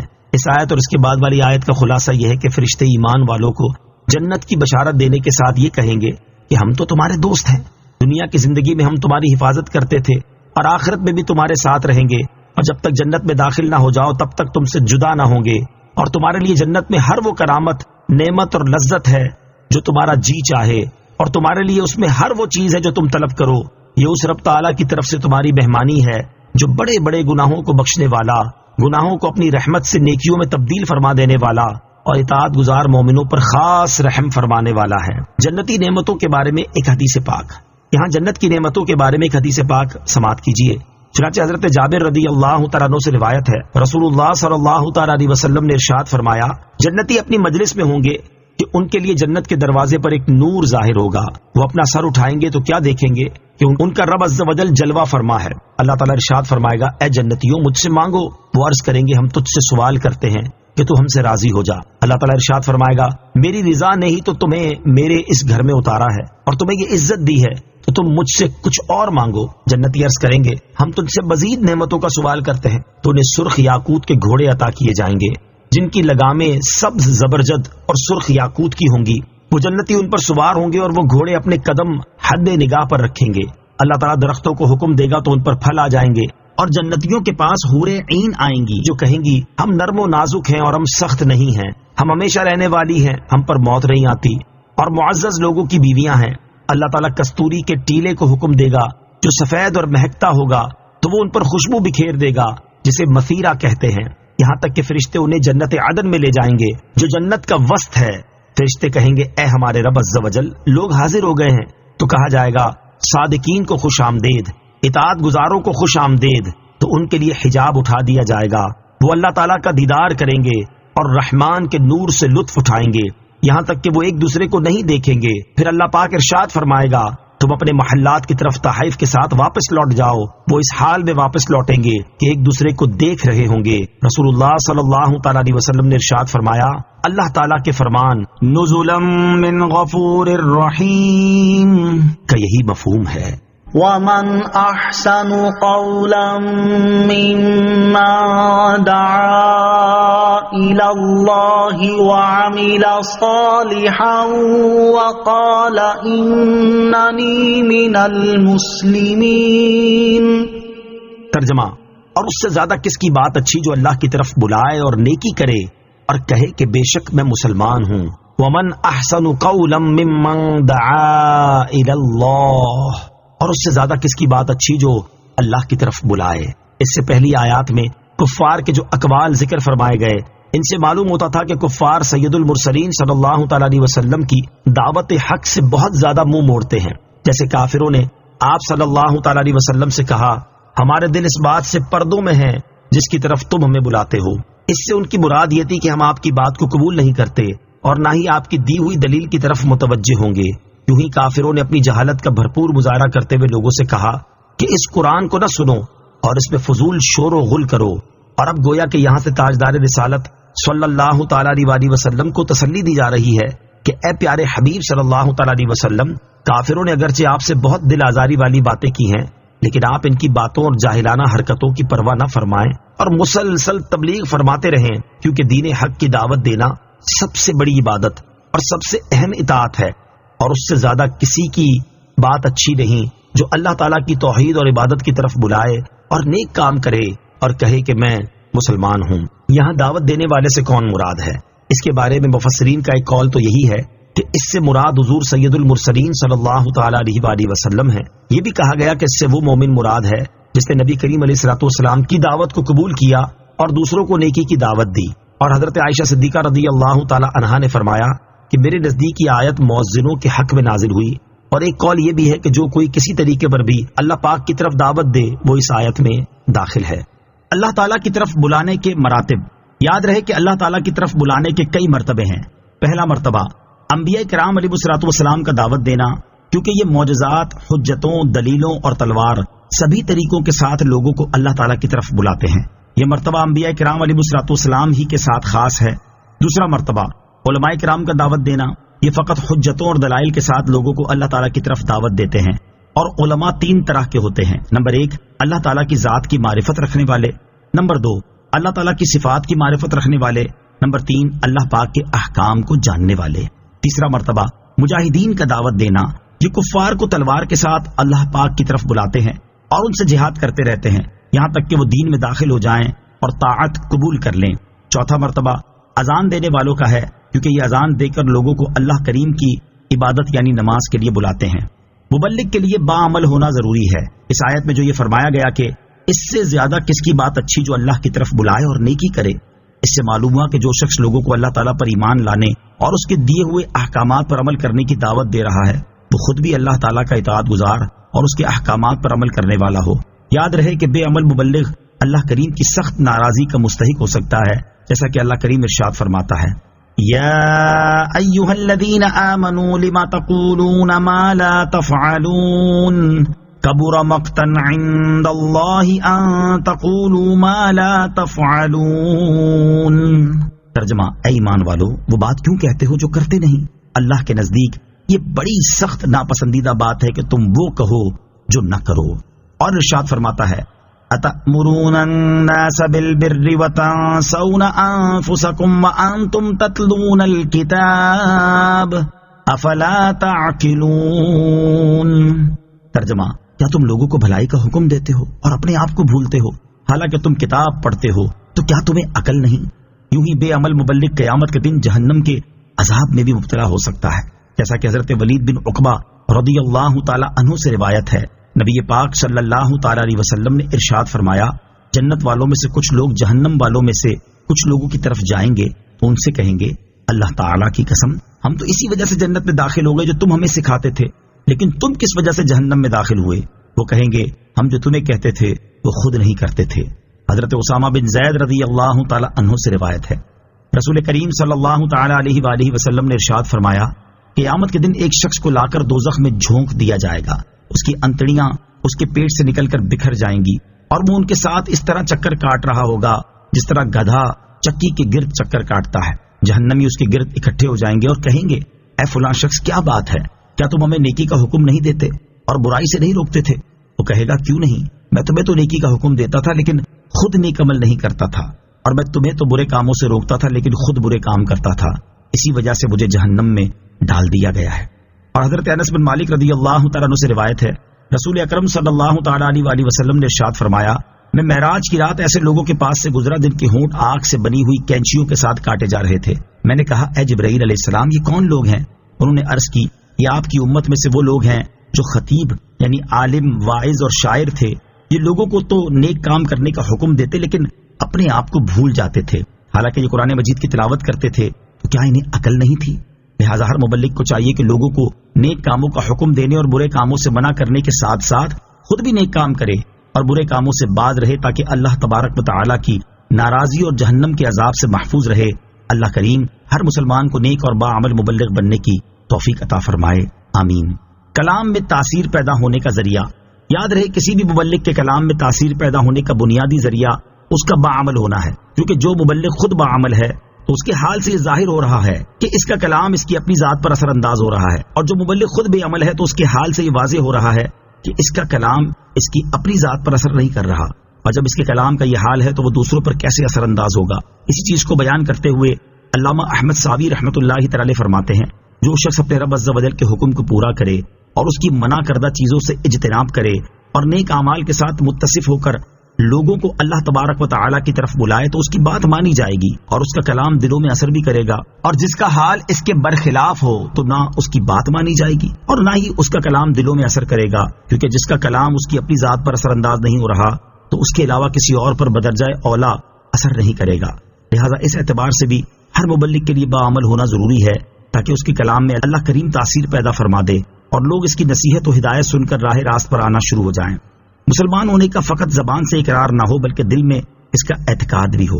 اس آیت کے آخر میں فرمایا گیا کہ اور کہے کہ بے شک میں مسلمان ہوں، اس سے متعلق یاد رہے کہ یہ کہنا فقط زبان سے نہ ہو بلکہ دل سے دین اسلام کا اعتقاد رکھتے ہوئے کہے کہ بے شک میں مسلمان ہوں، کیونکہ سچا کہنا یہی ہے۔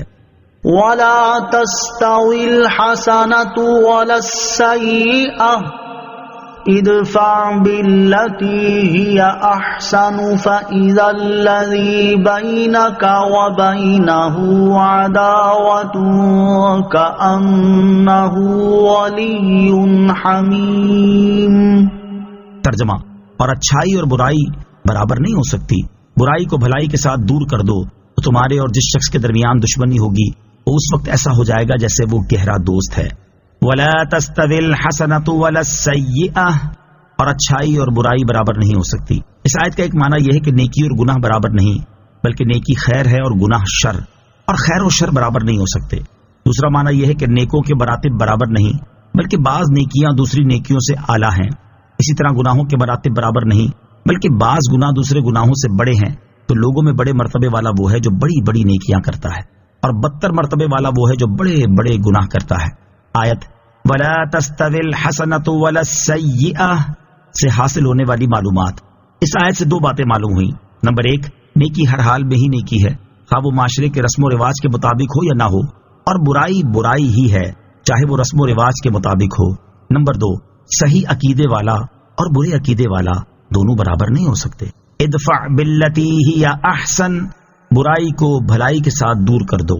ارشاد فرمائے کہ تم برائی کو بھلائی کے ساتھ دور کر دو، مثلا غصے کو صبر سے، لوگوں کی جہالت کو حلم سے، اور بد سلوکی کو عفو و درگزر سے، کہ اگر تیرے ساتھ کوئی برائی کرے تو اسے معاف کر دے، تو اس خصلت کا نتیجہ یہ ہوگا کہ دشمن دوستوں کی طرح تجھ سے محبت کرنے لگیں گے۔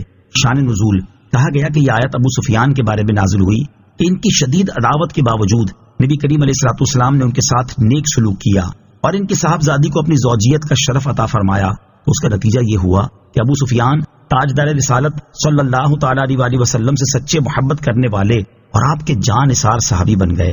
سید المرسلین صلی اللہ تعالی علیہ وآلہ وسلم کے مبارک اخلاق، حضور پر نور علیہ الصلوۃ والسلام کے مبارک اخلاق میں برائی کو بھلائی سے ٹال دینے کی انتہائی عالی شان مثالیں موجود ہیں۔ ان میں سے یہاں دو واقعات سماعت کیجیے۔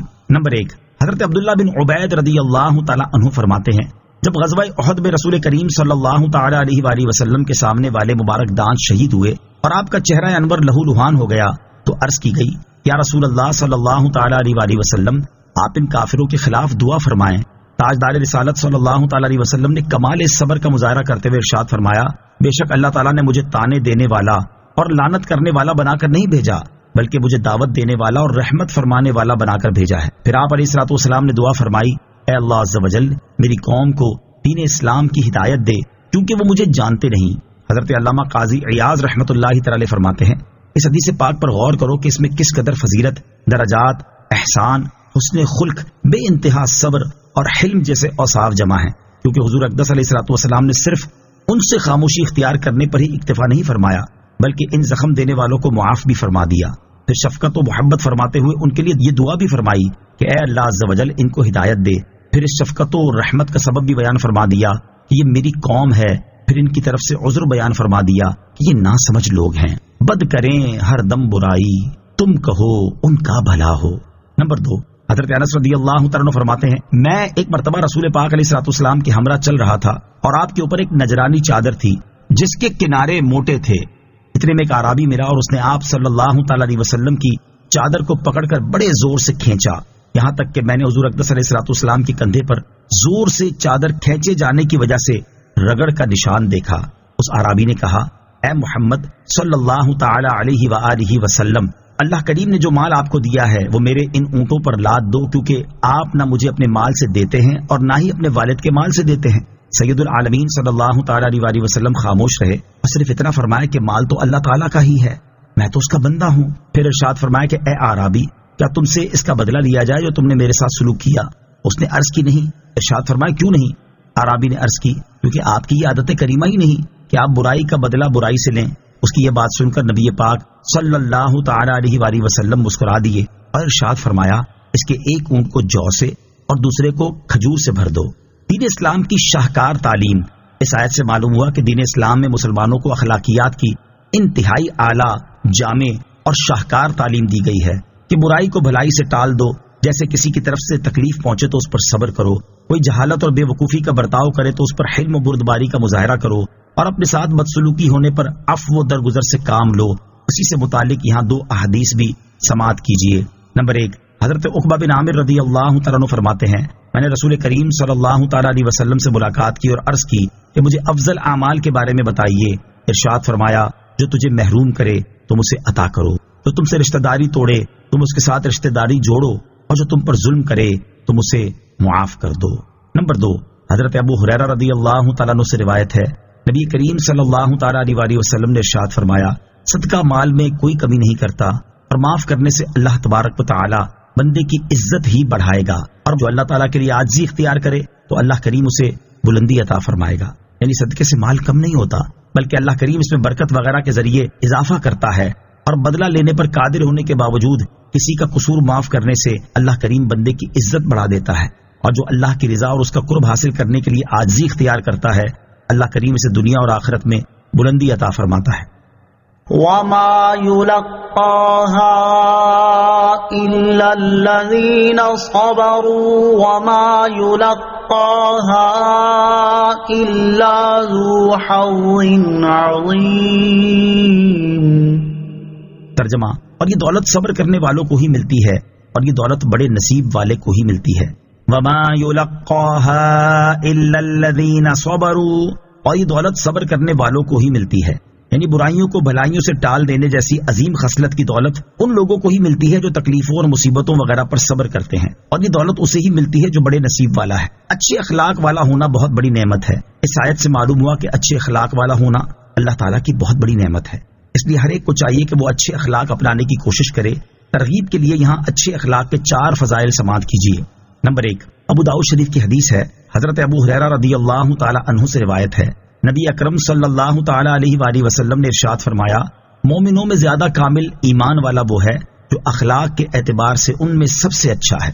نمبر 2، حضرت اسامہ بن شریک رضی اللہ تعالیٰ عنہ فرماتے ہیں رسول کریم صلی اللہ تعالی علیہ وآلہ وسلم منا کی مسجد میں تھے تو ان کے پاس کچھ دیہاتی لوگ آئے اور انہوں نے عرض کی انسان کو عطا کی جانے والی بہترین چیز کون سی ہے؟ ارشاد فرمایا اچھا خلق۔ نمبر 3، حضرت ابو ہریرہ رضی اللہ تعالیٰ عنہ سے روایت ہے، سرکار دو عالم صلی اللہ تعالیٰ علیہ وسلم نے ارشاد فرمایا اچھا خلق خطا کو اس طرح مٹا دیتا ہے جیسے سورج جمے ہوئے پانی کو پگھلا کر اس کا جمنا ختم کر دیتا ہے۔ نمبر 4، حضرت انس رضی اللہ تعالیٰ عنہ سے روایت ہے، سید المرسلین صلی اللہ تعالیٰ علیہ وسلم نے ارشاد فرمایا اللہ کریم نے جس شخص کی صورت اور اخلاق کو اچھا بنایا اور اسے اسلام قبول کرنے کی توفیق دی اسے وہ جنت میں داخل فرما دے گا۔ اللہ کریم مسلمانوں کو اچھے اخلاق والا اور باعمل بننے کی توفیق عطا فرمائے، آمین۔ وَإِمَّا يَنزَغَنَّكَ مِنَ الشَّيْطَانِ نَزْغٌ فَاسْتَعِذْ بِاللَّهِ إِنَّهُ هُوَ السَّمِيعُ الْعَلِيمُ۔ ترجمہ، اور اگر تجھے شیطان کی طرف سے کوئی وسوسہ آئے تو اللہ کی پناہ مانگو، بے شک وہی سننے والا جاننے والا ہے۔ وَإِمَّا يَنزَغَنَّكَ مِنَ الشَّيْطَانِ نَزْغٌ، اور اگر تجھے شیطان کی طرف سے کوئی وسوسہ آئے، یعنی اے انسان اگر شیطان تجھے برائیوں پر ابھارے اور اس نیک خصلت سے اور اس کے علاوہ اور نیکیوں سے منحرف کرنے کی کوشش کرے تو اس کے شر سے اللہ کریم کی پناہ مانگ اور اپنی نیکیوں پر قائم رہ اور شیطان کی راہ اختیار نہ کر، اللہ کریم تیری مدد فرمائے گا، بے شک وہی تمہارے پناہ طلب کرنے کو سننے والا اور تمہارے احوال کو جاننے والا ہے۔ غصہ ختم کرنے کا ایک طریقہ، یاد رہے کہ غصہ آنے کا ایک سبب شیطان کا وسوسہ ڈالنا ہے، اور جب کسی انسان کو غصہ آ جائے تو اسے چاہیے کہ اعوذ باللہ من الشیطان الرجیم پڑھ لے، اس سے انشاءاللہ عز و جل غصہ ختم ہو جائے گا، جیسا کہ حضرت سلیمان بن سرد رضی اللہ تعالی عنہ فرماتے ہیں رسول کریم صلی اللہ تعالی علیہ وسلم کے قریب دو شخصوں نے ایک دوسرے کو برا بھلا کہا تو ان میں سے ایک کو شدید غصہ آ گیا، اس پر حضور اقدس علیہ الصلوۃ والسلام نے ارشاد فرمایا بے شک میں ایسا کلمہ جانتا ہوں اگر وہ اسے پڑھ لیتا تو ضرور اس کا غصہ چلا جاتا، وہ کلمہ یہ ہے اعوذ باللہ من الشیطان الرجیم۔ اس شخص نے عرض کی کیا آپ مجھے مجنون گمان کرتے ہیں؟ اس پر آپ علیہ الصلوۃ والسلام نے یہ آیت تلاوت فرمائی وَإِمَّا يَنزَغَنَّكَ مِنَ الشَّيْطَانِ نَزْغٌ فَاسْتَعِذْ بِاللَّهِ إِنَّهُ هُوَ السَّمِيعُ الْعَلِيمُ۔ ترجمہ، اور اگر تجھے شیطان کی طرف سے کوئی وسوسہ آئے تو اللہ کی پناہ مانگ، بے شک وہی سننے والا جاننے والا ہے۔ غصے پر قابو پانے کے دو فضائل، موضوع کی مناسبت سے یہاں غصے پر قابو پانے کے دو فضائل سماعت کیجیے۔ نمبر 1، صحیح بخاری کی حدیث ہے، حضرت ابو ہریرہ رضی اللہ تعالی عنہ سے روایت ہے، سرکار دو عالم صلی اللہ تعالی علیہ وسلم نے ارشاد فرمایا وہ شخص زور آور نہیں جو لوگوں کو پچھاڑ دے، زور آور وہ شخص ہے جو غصے کے وقت اپنے آپ کو قابو میں رکھے۔ نمبر 2، حضرت معاذ بن جبل رضی اللہ تعالیٰ عنہ سے روایت ہے، ابو داؤد شریف کی حدیث، رسول اللہ صلی اللہ تعالیٰ علیہ وسلم نے ارشاد فرمایا جو شخص اپنے غصے کے تقاضے کو پورا کرنے پر قادر ہو، اس کے باوجود وہ اپنے غصے کو ضبط کر لے تو قیامت کے دن اللہ تعالیٰ اس کو تمام مخلوق کے سامنے بلا کر فرمائے گا تم حور عین میں سے جس حور کو چاہو لے لو۔ اللہ کریم ہمیں غصے سے بچائے اور غصہ آنے کی صورت میں اس پر قابو پانے کی توفیق عطا فرمائے۔ غصہ کرنے کے دینی اور دنیاوی نقصانات، یہاں حدیث پاک کی مناسبت سے غصہ کرنے کے دینی اور دنیاوی 6 نقصانات سماعت کیجیے۔ نمبر 1، غصہ کرنے والا صبر، عاجزی اور انکساری جیسے عظیم اوصاف سے محروم ہو جاتا ہے۔ نمبر 2، عمومی طور پر غصہ اسی شخص کو آتا ہے جس میں تکبر، فخر اور غرور کا بادہ پایا جاتا ہے۔ نمبر 3، غصے کی حالت میں انسان اللہ تعالیٰ کی حدود کی حفاظت نہیں کر پاتا اور انہیں توڑ کر اللہ کریم کی نافرمانی میں مبتلا ہو جاتا ہے۔ نمبر 4، غصہ کرنے سے بندے کا بلڈ پریشر بڑھ جاتا ہے اور اگر بلڈ پریشر کا مریض غصہ کرے تو اسے فالج بھی ہو سکتا ہے اور اس کے دماغ کی رگ بھی پھٹ سکتی ہے، اور یہ دونوں جان لیوا امراض میں سے ہیں۔ نمبر 5، غصہ کرنے سے لڑائی جھگڑا ہوتا ہے اور بسا اوقات اس میں اتنا اضافہ ہو جاتا ہے جس سے رشتہ داریاں ختم ہو جاتی ہیں اور بندہ مخلص دوستوں سے بھی محروم ہو جاتا ہے۔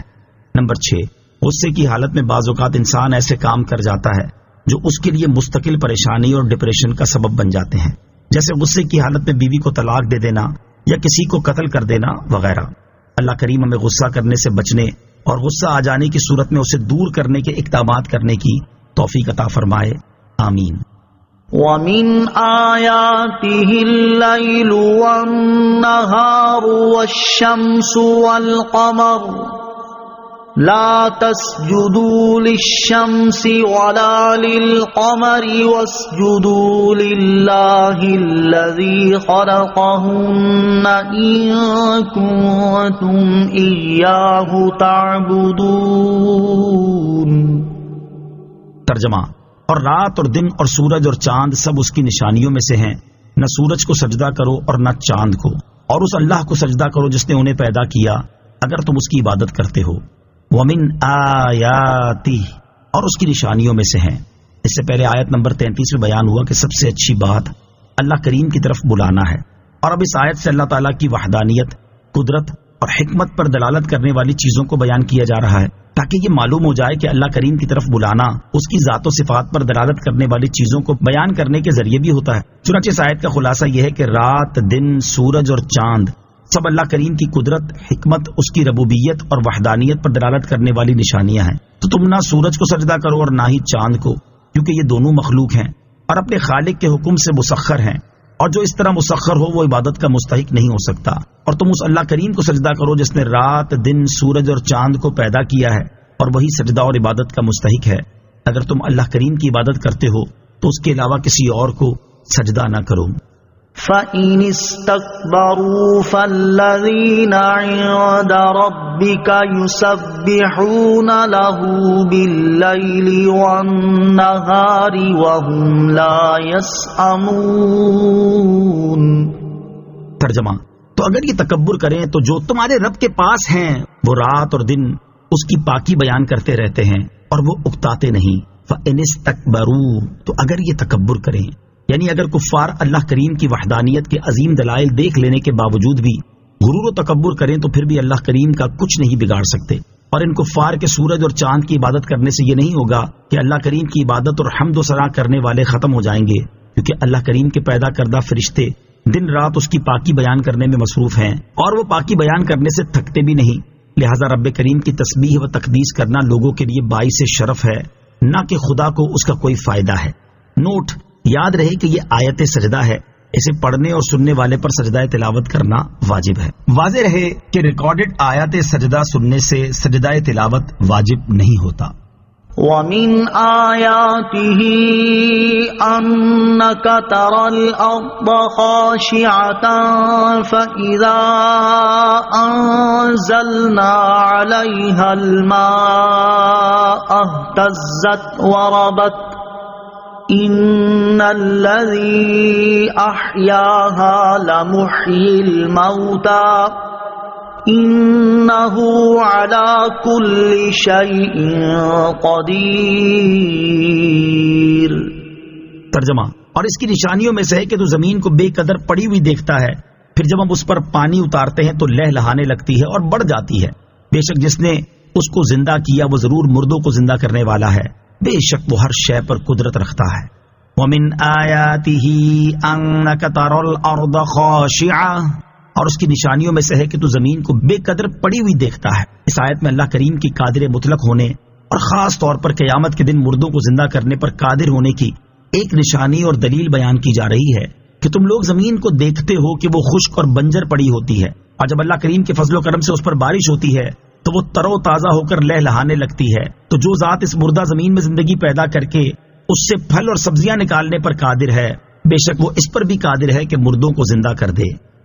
ان الذين يلحدون في آياتنا لا يخفون علينا افمن يلقى في النار خير ام من يأتي آمنا يوم القيامة اعملوا ما شئتم انه بما تعملون بصیر. ترجمہ: بے شک جو لوگ ہماری آیتوں میں سیدھی راہ سے ہٹتے ہیں وہ ہم پر پوشیدہ نہیں ہیں، تو کیا جسے آگ میں ڈالا جائے گا وہ بہتر ہے یا وہ جو قیامت میں امان سے آئے گا؟ تم جو چاہو کرتے رہو، بے شک اللہ تمہارے کام دیکھ رہا ہے. ان الذین یلحدون فی آیاتنا، بے شک وہ جو ہماری آیتوں میں سیدھی راہ سے ہٹتے ہیں.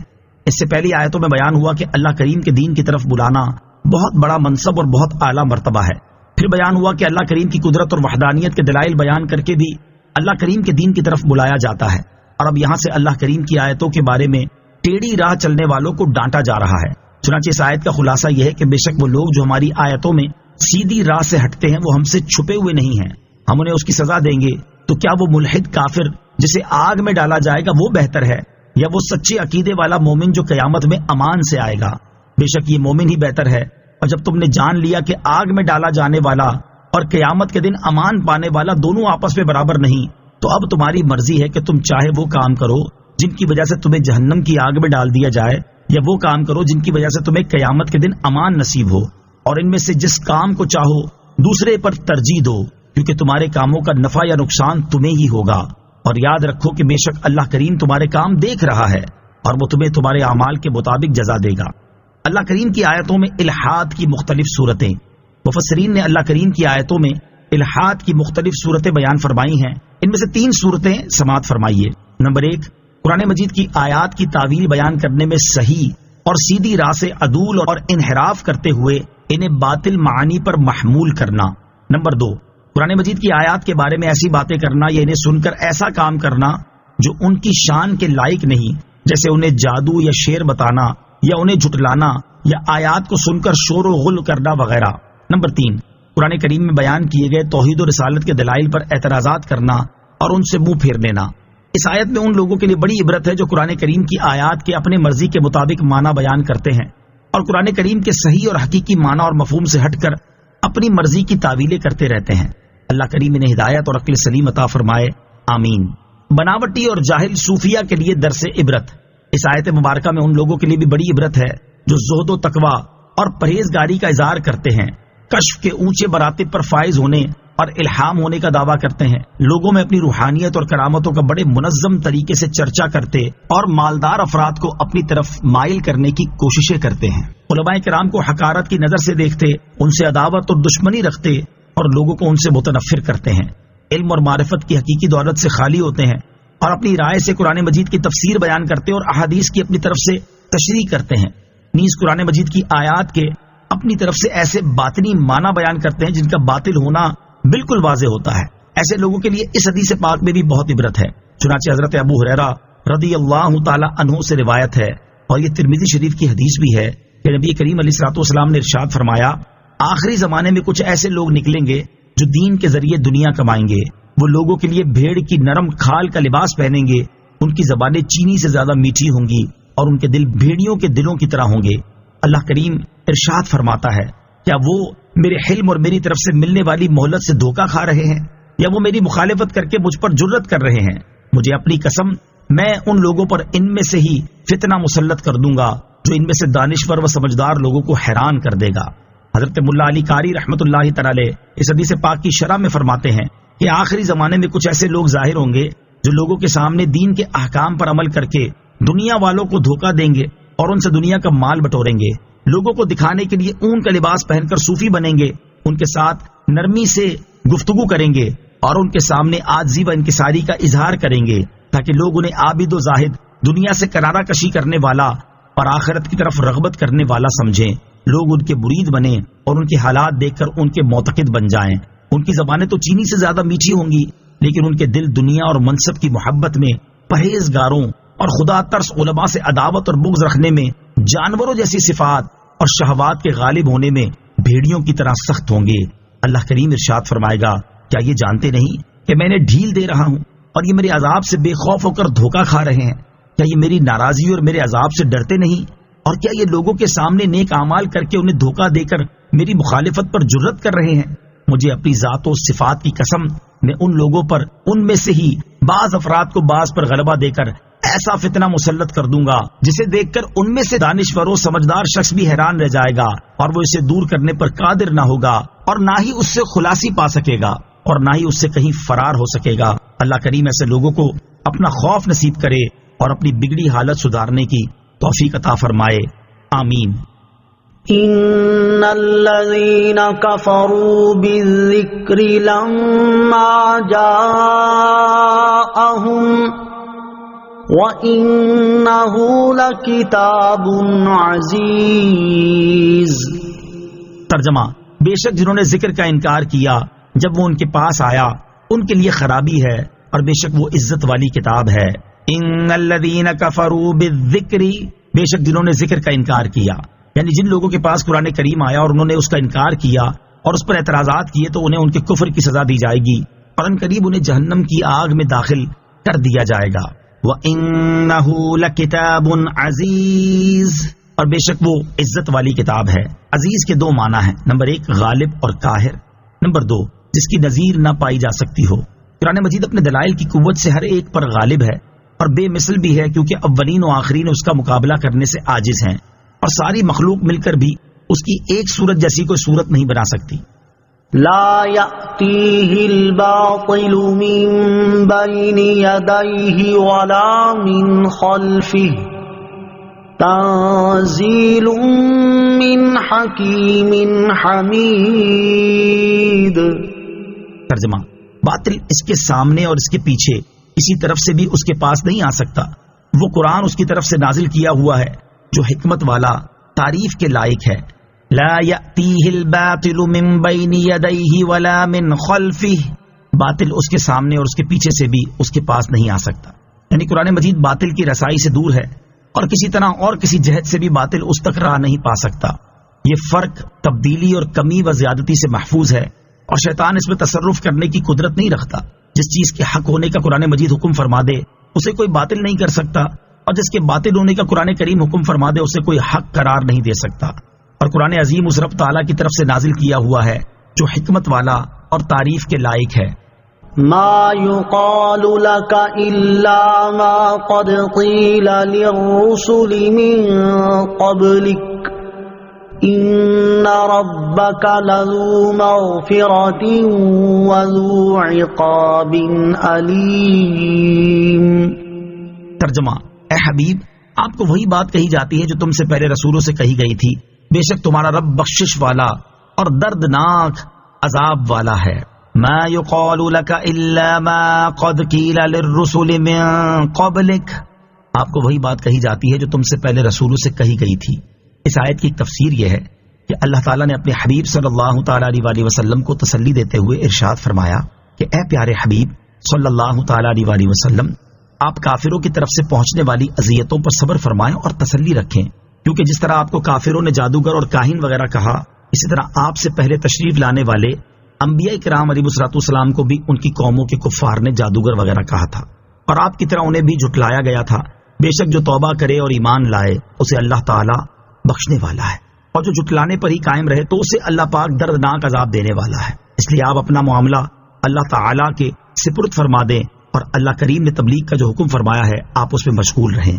دوسری تفسیر یہ ہے کہ اے حبیب صلی اللہ تعالیٰ علیہ وسلم، آپ کو اللہ کریم کی طرف سے وہی بات کہی جاتی ہے جو آپ سے پہلے رسولوں علیہ الصلوۃ والسلام سے کہی گئی تھی کہ اپنی قوم کی جاہلانہ حرکتوں پر صبر فرمائیں۔ بے شک آپ کا رب عز و جل اپنے انبیاء کرام علیہ الصلوۃ والسلام اور ان پر ایمان لانے والوں کے لیے بخشش والا، اور اپنے انبیاء کرام علیہ الصلوۃ والسلام کے دشمنوں اور تکذیب کرنے والوں کے لیے دردناک عذاب والا ہے۔ وَلَوْ جَعَلْنَاهُ قُرْآنًا أَعْجَمِيًّا لَقَالُوا لَوْلَا فُصِّلَتْ آيَاتُهُ أَعْجَمِيٌّ وَعَرَبِيٌّ قُلْ هُوَ لِلَّذِينَ آمَنُوا هُدًى وَشِفَاءٌ وَالَّذِينَ لَا يُؤْمِنُونَ فِي آذَانِهِمْ وَقْرٌ وَهُوَ عَلَيْهِمْ عَمًى أُولَئِكَ يُنَادَوْنَ مِن مَّكَانٍ بَعِيدٍ۔ ترجمہ، اور اگر ہم اسے عربی کے علاوہ کسی اور زبان کا قرآن کر دیتے تو کفار ضرور کہتے اس کی آیتیں کیوں نہ واضح کی گئیں، کیا کتاب عجمی ہے اور نبی عربی ہے؟ تم فرماؤ وہ ایمان والوں کے لیے ہدایت اور شفا ہے، اور وہ جو ایمان نہیں لاتے ان کے کانوں میں بوجھ ہے اور وہ ان پر اندھا پن ہے، گویا انہیں دور کی جگہ سے پکارا جا رہا ہے۔ وَلَوْ جَعَلْنَاهُ قُرْآنًا أَعْجَمِيًّا، اور اگر ہم اسے عربی کے علاوہ کسی اور زبان کا قرآن کر دیتے۔ کافروں نے قرآن مجید پر اعتراض کرتے ہوئے کہا کہ یہ قرآن عجمی زبان میں کیوں نہ اترا؟ اس کے جواب میں ارشاد فرمایا گیا کہ اگر ہم قرآن کریم کو عربی کی بجائے عجمی زبان میں نازل کر دیتے تو کفار ضرور کہتے اس کتاب کی آیتیں عربی زبان میں کیوں بیان نہیں کی گئیں تاکہ ہم انہیں سمجھ سکتے، اور کتاب نبی کی زبان کے خلاف کیوں اتری۔ حاصل یہ ہے کہ قرآن پاک عجمی زبان میں ہوتا تو یہ کافر اعتراض کرتے، اور عربی میں آیا ہے تو بھی اعتراض کر رہے ہیں، جبکہ حقیقت یہ ہے کہ ان کا یہ اعتراض نہ ماننے کا ایک بہانہ ہے، کیونکہ جو شخص حق کا طلبگار ہے اس کی شان کے لائق نہیں کہ وہ ایسے اعتراض کرے۔ مزید ارشاد فرمایا کہ اے حبیب صلی اللہ تعالی علیہ وآلہ وسلم، آپ ارشاد فرما دیں کہ یہ قرآن ایمان والوں کے لیے ہدایت اور شفا ہے، کہ یہ انہیں حق کی راہ بتاتا ہے، گمراہی سے بچاتا ہے، جہالت اور شک وغیرہ قلبی امراض سے شفا دیتا ہے، اور جسمانی امراض کے لیے بھی اس کا پڑھ کر دم کرنا مرض دور کرنے کے لیے مؤثر ہے۔ اور وہ لوگ جو ایمان نہیں لاتے ان کے کانوں میں بوجھ ہے کہ وہ قرآن پاک کو اس کے حق کے مطابق سننے کی نعمت سے محروم ہیں، اور وہ ان پر اندھا پن ہے کہ وہ شکوک و شبہات کی ظلمتوں میں گرفتار ہیں، اور وہ اپنی قبول نہ کرنے والی روش سے اس حالت کو پہنچ گئے ہیں جیسے کسی کو دور سے پکارا جائے تو وہ پکارنے والے کی بات نہ سنے نہ سمجھے۔ وَلَقَدْ آتَيْنَا مُوسَى الْكِتَابَ فَاخْتُلِفَ فِيهِ وَلَوْلَا كَلِمَةٌ سَبَقَتْ مِنْ رَبِّكَ لَقُضِيَ بَيْنَهُمْ وَإِنَّهُمْ لَفِي شَكٍّ مِّنْهُ مُرِيبٍ۔ ترجمہ، اور بے شک ہم نے موسیٰ کو کتاب عطا فرمائی تو اس میں اختلاف کیا گیا، اور اگر تمہارے رب کی طرف سے بات پہلے نہ گزر چکی ہوتی تو ان کے درمیان فیصلہ کر دیا جاتا، اور بے شک وہ ضرور قرآن کی طرف سے ایک دھوکہ ڈالنے والے شک میں ہیں۔ وَلَقَدْ آتَيْنَا مُوسَى الْكِتَابَ، اور بے شک ہم نے موسیٰ کو کتاب عطا فرمائی، یعنی اے حبیب صلی اللہ تعالی علیہ وآلہ وسلم، جس طرح آپ کی قوم کے لوگ قرآن مجید میں اختلاف کر رہے ہیں اس طرح پہلے بھی ہو چکا ہے کہ ہم نے حضرت موسیٰ علیہ السلام کو کتاب عطا فرمائی تو اس میں اختلاف کیا گیا، اور بعض افراد نے اس کو مانا اور بعض نے نہ مانا، بعض نے اس کی تصدیق کی اور بعض نے اسے جھٹلایا۔ اور اگر آپ کے رب عز و جل نے حساب اور جزا کو روز قیامت تک مؤخر نہ فرما دیا ہوتا تو ان کافروں کے درمیان فیصلہ کر دیا جاتا اور دنیا ہی میں انہیں اس اختلاف کرنے کی سزا دے دی جاتی۔ اور بے شک جو لوگ قرآن مجید کو جھٹلا رہے ہیں وہ ضرور اس قرآن کی طرف سے ایک دھوکہ ڈالنے والے شک میں ہیں، اس لیے آپ ان کی باتوں کی پرواہ نہ فرمائیں۔ من عمل صالحا فلنفسه ومن اساء فعليها وما ربك بظلام للعبید۔ ترجمہ، جو نیکی کرتا ہے وہ اپنی ذات کے لیے ہی کرتا ہے، اور جو برائی کرتا ہے تو اپنے خلاف ہی کرتا ہے، اور تمہارا رب بندوں پر ظلم نہیں کرتا۔ من عمل صالحا فلنفسه، جو نیکی کرتا ہے وہ اپنی ذات کے لیے ہی کرتا ہے۔ ارشاد فرمایا کہ اے حبیب صلی اللہ تعالی علیہ وآلہ وسلم، آپ کافروں کے اعراض کرنے کی وجہ سے خود پر بوجھ محسوس نہ فرمائیں، کیونکہ ان میں سے جو شخص قرآن مجید پر ایمان لائے اور اس کے تقاضوں کے مطابق عمل کرے تو وہ اپنی ذات کے فائدے کے لیے ہی کرے گا، اور جو کفر کرے گا تو اس کا نقصان بھی اسے ہی ہوگا۔ اور اے حبیب صلی اللہ تعالی علیہ وآلہ وسلم، آپ کا رب عز و جل بندوں پر ظلم نہیں کرتا اور ان کے ساتھ وہی معاملہ فرماتا ہے جس کے وہ حقدار ہیں۔ الیہ یرد علم الساعة وما تخرج من ثمرات من اکمامها وما تحمل من انثى ولا تضع الا بعلمه وَيَوْمَ يُنَادِيهِمْ أَيْنَ شُرَكَائِي قَالُوا آذَنَّا كَمَا مِنَّا مِن شَهِيدٍ۔ ترجمہ، قیامت کے علم کا حوالہ اللہ ہی کی طرف لوٹایا جاتا ہے، اور کوئی پھل اپنے غلاف سے نہیں نکلتا، اور نہ کوئی مادہ حاملہ ہوتی ہے، اور نہ وہ بچہ جنتی ہے مگر اس کے علم سے، اور جس دن وہ انہیں ندا فرمائے گا میرے شریک کہاں ہیں تو کہیں گے ہم تجھ سے کہہ چکے ہیں کہ ہم میں کوئی گواہ نہیں۔ الیہ یرد علم الساعہ، قیامت کے علم کا حوالہ اللہ ہی کی طرف کیا جاتا ہے۔ اس سے پہلی آیت میں فرمایا گیا کہ جو نیکی کرتا ہے وہ اپنی ذات کے لیے ہی کرتا ہے، اور جو برائی کرتا ہے تو اپنے خلاف ہی وہ برا عمل کرتا ہے۔ اس سے مراد یہ تھی کہ ہر ایک کو اس کے اعمال کی جزا قیامت کے دن ملے گی۔ اب گویا کہ کسی نے سوال کیا قیامت کب واقع ہوگی؟ اس کے جواب میں ارشاد فرمایا گیا جب کسی سے قیامت کے بارے میں پوچھا جائے کہ وہ کب واقع ہوگی تو اس پر لازم ہے کہ وہ یہ جواب دے قیامت واقع ہونے کے وقت کے بارے میں اللہ تعالیٰ جاننے والا ہے، اور مخلوق میں سے کوئی بھی از خود اس کے وقت کے بارے میں نہیں جان سکتا، اور جب قیامت آ جائے گی تو اللہ تعالیٰ نیکوں اور گناہ گاروں میں جنت و دوزخ کا فیصلہ فرما دے گا۔ قیامت قائم ہونے کے وقت کا علم اللہ تعالیٰ کے ساتھ خاص ہے۔ اس آیت سے معلوم ہوا کہ قیامت قائم ہونے کے وقت کا علم اللہ تعالیٰ کے ساتھ خاص ہے۔ اسی کے بارے میں ایک اور مقام پر اللہ تبارک و تعالیٰ ارشاد فرماتا ہے، يسألونك عن الساعة أيان مرساها قل إنما علمها عند ربي لا يجليها لوقتها إلا هو ثقلت في السماوات والأرض لا تأتيكم إلا بغتة يسألونك كأنك حفي عنها قل انما علمها عند الله ولكن اکثر الناس لا يعلمون۔ ترجمہ، آپ سے قیامت کے متعلق سوال کرتے ہیں کہ اس کے قائم ہونے کا وقت کب ہے؟ تم فرماؤ اس کا علم تو میرے رب کے پاس ہے، اسے وہی اس کے وقت پر ظاہر کرے گا۔ وہ آسمانوں اور زمین میں بھاری پڑ رہی ہے، تم پر وہ اچانک ہی آ جائے گی۔ آپ سے ایسا پوچھتے ہیں گویا آپ اس کی خوب تحقیق کر چکے ہیں۔ تم فرماؤ اس کا علم تو اللہ ہی کے پاس ہے، لیکن اکثر لوگ جانتے نہیں۔ علامہ احمد صابی رحمۃ اللہ تعالی فرماتے ہیں، قیامت قائم ہونے کے وقت کا علم اللہ تعالیٰ کے ساتھ خاص ہونا اس بات کے منافی نہیں ہے کہ رسول اللہ صلی اللہ تعالی علیہ وآلہ وسلم اس وقت تک دنیا سے تشریف نہ لے گئے جب تک اللہ تعالیٰ نے آپ کو جو کچھ ہو چکا، جو کچھ ہو رہا ہے اور جو کچھ آئندہ ہونے والا ہے اس کا علم نہ عطا فرما دیا، اور اسی میں سے قیامت قائم ہونے کے وقت کا علم ہے۔ البتہ آپ صلی اللہ تعالی علیہ وآلہ وسلم نے لوگوں کو بتایا اس لیے نہیں کہ آپ علیہ الصلوۃ والسلام کو یہ علم چھپانے کا حکم دیا گیا تھا، کیونکہ یہ اللہ تعالیٰ کے اسرار میں سے ہے۔ نوٹ: اس موضوع پر مزید تفصیل جاننے کے لیے سورہ اعراف کی آیت نمبر 187 کے تحت تفسیر ملاحظہ فرمائیں۔ وَمَا تَخْرُجُ مِن ثَمَرَاتٍ مِّنْ أَكْمَامِهَا، اور کوئی پھل اپنے غلاف سے نہیں نکلتا، یعنی اللہ تعالیٰ پھل کے غلاف سے برآمد ہونے سے پہلے اس کے احوال کو جانتا ہے، اور مادہ کے حمل کو اور اس کی ساعتوں کو اور اس کی ولادت کے وقت کو اور اس کے ناقص اور غیر ناقص، اچھے اور برے، نر اور مادہ ہونے وغیرہ سب کو جانتا ہے۔ لہذا جس طرح قیامت کا علم اللہ تعالیٰ کی طرف منسوب کیا جاتا ہے، اسی طرح ان امور کا علم بھی اسی کی طرف منسوب کرنا چاہیے۔ اولیاء کرام کی دی ہوئی خبروں پر ایک سوال اور اس کا جواب۔ یہاں پر ایک سوال قائم ہوتا ہے کہ اولیاء کرام اور اصحاب کشف بسا اوقات ان امور کی خبر دیتے ہیں اور وہ صحیح واقع ہوتی ہیں، بلکہ کبھی نجومی اور کاہن بھی ان امور کی خبریں دے دیتے ہیں، تو پھر ان امور کا علم اللہ تعالیٰ کے ساتھ خاص کیسے ہوا؟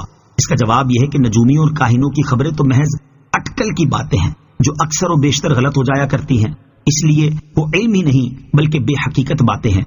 اور اولیاء کرام کی خبریں بے شک صحیح ہوتی ہیں اور وہ علم سے فرماتے ہیں، لیکن یہ علم ان کا ذاتی نہیں ہوتا بلکہ انہیں اللہ تعالیٰ کی طرف سے عطا ہوتا ہے، تو حقیقت میں یہ اللہ تعالیٰ کا ہی علم ہوا، غیر کا نہیں۔ وَيَوْمَ يُنَادِيهِمْ، اور جس دن وہ انہیں ندا فرمائے گا۔ ارشاد فرمایا کہ اے حبیب صلی اللہ تعالی علیہ وآلہ وسلم یاد کریں کہ جس دن اللہ تعالیٰ مشرکین سے فرمائے گا تمہارے گمان اور تمہارے عقیدے میں جو میرے شریک تھے وہ کہاں ہیں جنہیں تم نے دنیا میں گھڑ رکھا تھا اور انہیں تم پوجا کرتے تھے؟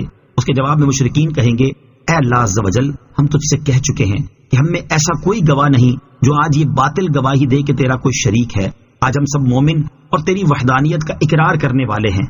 مشرکین یہ بات عذاب دیکھ کر کہیں گے اور اسی وجہ سے اپنے بتوں سے بیزار ہونے کا اظہار کریں گے۔ وَضَلَّ عَنْهُمْ مَا كَانُوا يَدْعُونَ مِن قَبْلُ وَظَنُّوا مَا لَهُم مِّن مَّحِيصٍ۔ ترجمہ، اور جن کو وہ پہلے پوچھتے تھے وہ ان سے غائب ہو گئے اور وہ سمجھ گئے کہ ان کے لیے کہیں بھاگنے کی جگہ نہیں۔ وَضَلَّ عَنْهُمْ مَا كَانُوا يَدْعُونَ مِن قَبْلُ، اور جن کو وہ پہلے پوچھتے تھے وہ ان سے غائب ہو گئے، یعنی مشرکین دنیا میں جن بتوں کی عبادت کیا کرتے تھے وہ حشر کے میدان میں نہ ان کی سفارش کریں گے اور نہ ہی ان کی مدد کریں گے، تو ان کا وہاں موجود ہونا ایسے ہوگا جیسے یہ وہاں سے غائب ہیں، اور مشرکین کو یقین ہو جائے گا کہ اب ان کے لیے اللہ تعالیٰ کے عذاب سے بچنے اور جہنم سے کہیں بھاگ جانے کی کوئی جگہ نہیں۔ لا يسأم الإنسان من دعاء الخير وإن مسه الشر فيئوس قنوط۔ ترجمہ، آدمی بھلائی مانگنے سے نہیں اکتاتا اور اگر اسے کوئی برائی پہنچے تو بہت نا امید، بڑا مایوس ہو جاتا ہے۔ لا يسأم الإنسان من دعاء الخير، آدمی بھلائی مانگنے سے نہیں اکتا تھا. یعنی کافر انسان ہمیشہ اللہ تعالیٰ سے مال، امیری اور تندرستی مانگتا رہتا ہے، اور اگر اسے کوئی سختی، مصیبت اور معاش کی تنگی پہنچے تو وہ اللہ تعالیٰ کے فضل اور اس کی رحمت سے بہت نا امید اور بڑا مایوس ہو جاتا ہے. اللہ تعالیٰ کی رحمت سے مایوسی کافر کا وصف ہے.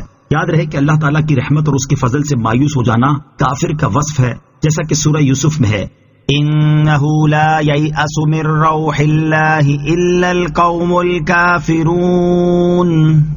ترجمہ: بے شک اللہ کی رحمت سے کافر لوگ ہی نا امید ہوتے ہیں. مومن کی یہ شان نہیں کہ وہ مصیبتوں، پریشانیوں اور تنگ دستی کی وجہ سے اللہ تعالیٰ کی رحمت سے مایوس ہو جائے. حضرت عبداللہ ابن مسعود رضی اللہ تعالیٰ عنہ سے روایت ہے، رسول کریم صلی اللہ تعالیٰ علیہ وآلہ وسلم نے ارشاد فرمایا، جو گناہ گار آدمی اللہ تعالیٰ کی رحمت کی امید رکھتا ہے وہ اس بندے سے زیادہ اللہ تعالیٰ کی رحمت کے قریب ہوتا ہے جو بڑا عبادت گزار ہونے کے باوجود اللہ تعالیٰ کی رحمت سے مایوس ہوتا ہے، اور اللہ تعالیٰ کا اطاعت گزار ہونے کے باوجود یہ امید نہیں رکھتا کہ اسے اللہ تعالیٰ کی رحمت ملے گی. مراد یہ ہے کہ اللہ تعالیٰ سے اچھی امید رکھنی چاہیے، یہ نہیں کہ آدمی عمل کر کے یا بغیر عمل کے بے خوف ہو جائے کہ یہ جرت ہے. وَلَئِنْ أَذَقْنَاهُ رَحْمَةً مِنَّا مِن بَعْدِ ضَرَّاءَ مَسَّتْهُ لَيَقُولَنَّ هَذَا لِي وَمَا أَظُنُّ السَّاعَةَ قَائِمَةً وَلَئِن رُّجِعْتُ إِلَى رَبِّي إِنَّ لِي عِندَهُ لَلْحُسْنَى فَلَنُنَبِّئَنَّ الَّذِينَ كَفَرُوا بِمَا عَمِلُوا وَلَنُذِيقَنَّهُم مِّنْ عَذَابٍ غَلِيظٍ. ترجمہ: اور اگر ہم اسے اس تکلیف کے بعد جو اسے پہنچی تھی اپنی رحمت کا مزہ چکھائیں تو ضرور کہے گا یہ تو میرا حق ہے اور میرے گمان میں قیامت قائم نہ ہوگی، اور اگر میں اپنے رب کی طرف لوٹایا بھی گیا تو ضرور میرے لیے اس کے پاس بھی بھلائی ہی ہے. تو ضرور ہم کافروں کو ان کے اعمال کی خبر دیں گے اور ضرور ضرور انہیں سخت عذاب چکھائیں گے. وَلَئِنْ أَذَقْنَاهُ رَحْمَةً مِنَّا مِن بَعْدِ ضَرَّاءَ مَسَّتْهُ. اور اگر ہم اسے اس تکلیف کے بعد جو اسے پہنچی تھی اپنی رحمت کا مزہ چکھائیں. یہاں سے کافر انسان کا دوسرا حال بیان کیا جا رہا ہے کہ اگر ہم اسے بیماری کے بعد صحت، سختی کے بعد سلامتی اور تنگ دستی کے بعد مال و دولت عطا فرما کر اپنی رحمت کا مزہ چکھائیں تو وہ کہنے لگتا ہے کہ یہ تو خالص میرا حق ہے جو مجھے ملا ہے اور میں اپنے عمل کی وجہ سے اس کا مستحق ہوا ہوں اور میرے گمان میں قیامت قائم نہ ہوگی. اور اگر بالفرض مسلمانوں کے کہنے کے مطابق قیامت قائم ہوئی اور میں اپنے رب عز و جل کی طرف لوٹایا بھی گیا تو ضرور میرے لیے اس کے پاس بھی دنیا کی طرح عیش و راحت اور عزت و کرامت ہے. فرمایا گیا کہ اس کا یہ گمان فاسد ہے، ضرور ہم ان کے قبیح اعمال، ان اعمال کے نتائج اور جس عذاب کے وہ مستحق ہیں اس سے انہیں آگاہ کر دیں گے اور ضرور ضرور انہیں انتہائی سخت عذاب چکھائیں گے. وَإِذَا أَنْعَمْنَا عَلَى الْإِنسَانِ أَعْرَضَ وَنَأَىٰ بِجَانِبِهِ وَإِذَا مَسَّهُ الشَّرُّ فَذُو دُعَاءٍ عَرِيضٍ. ترجمہ: جب ہم آدمی پر احسان کرتے ہیں تو منہ پھیر لیتا ہے اور اپنی طرف دور ہٹ جاتا ہے، اور جب اسے تکلیف پہنچتی ہے تو لمبی چوڑی دعا مانگنے والا بن جاتا ہے. وَإِذَا أَنْعَمْنَا عَلَى الْإِنسَانِ أَعْرَضَ.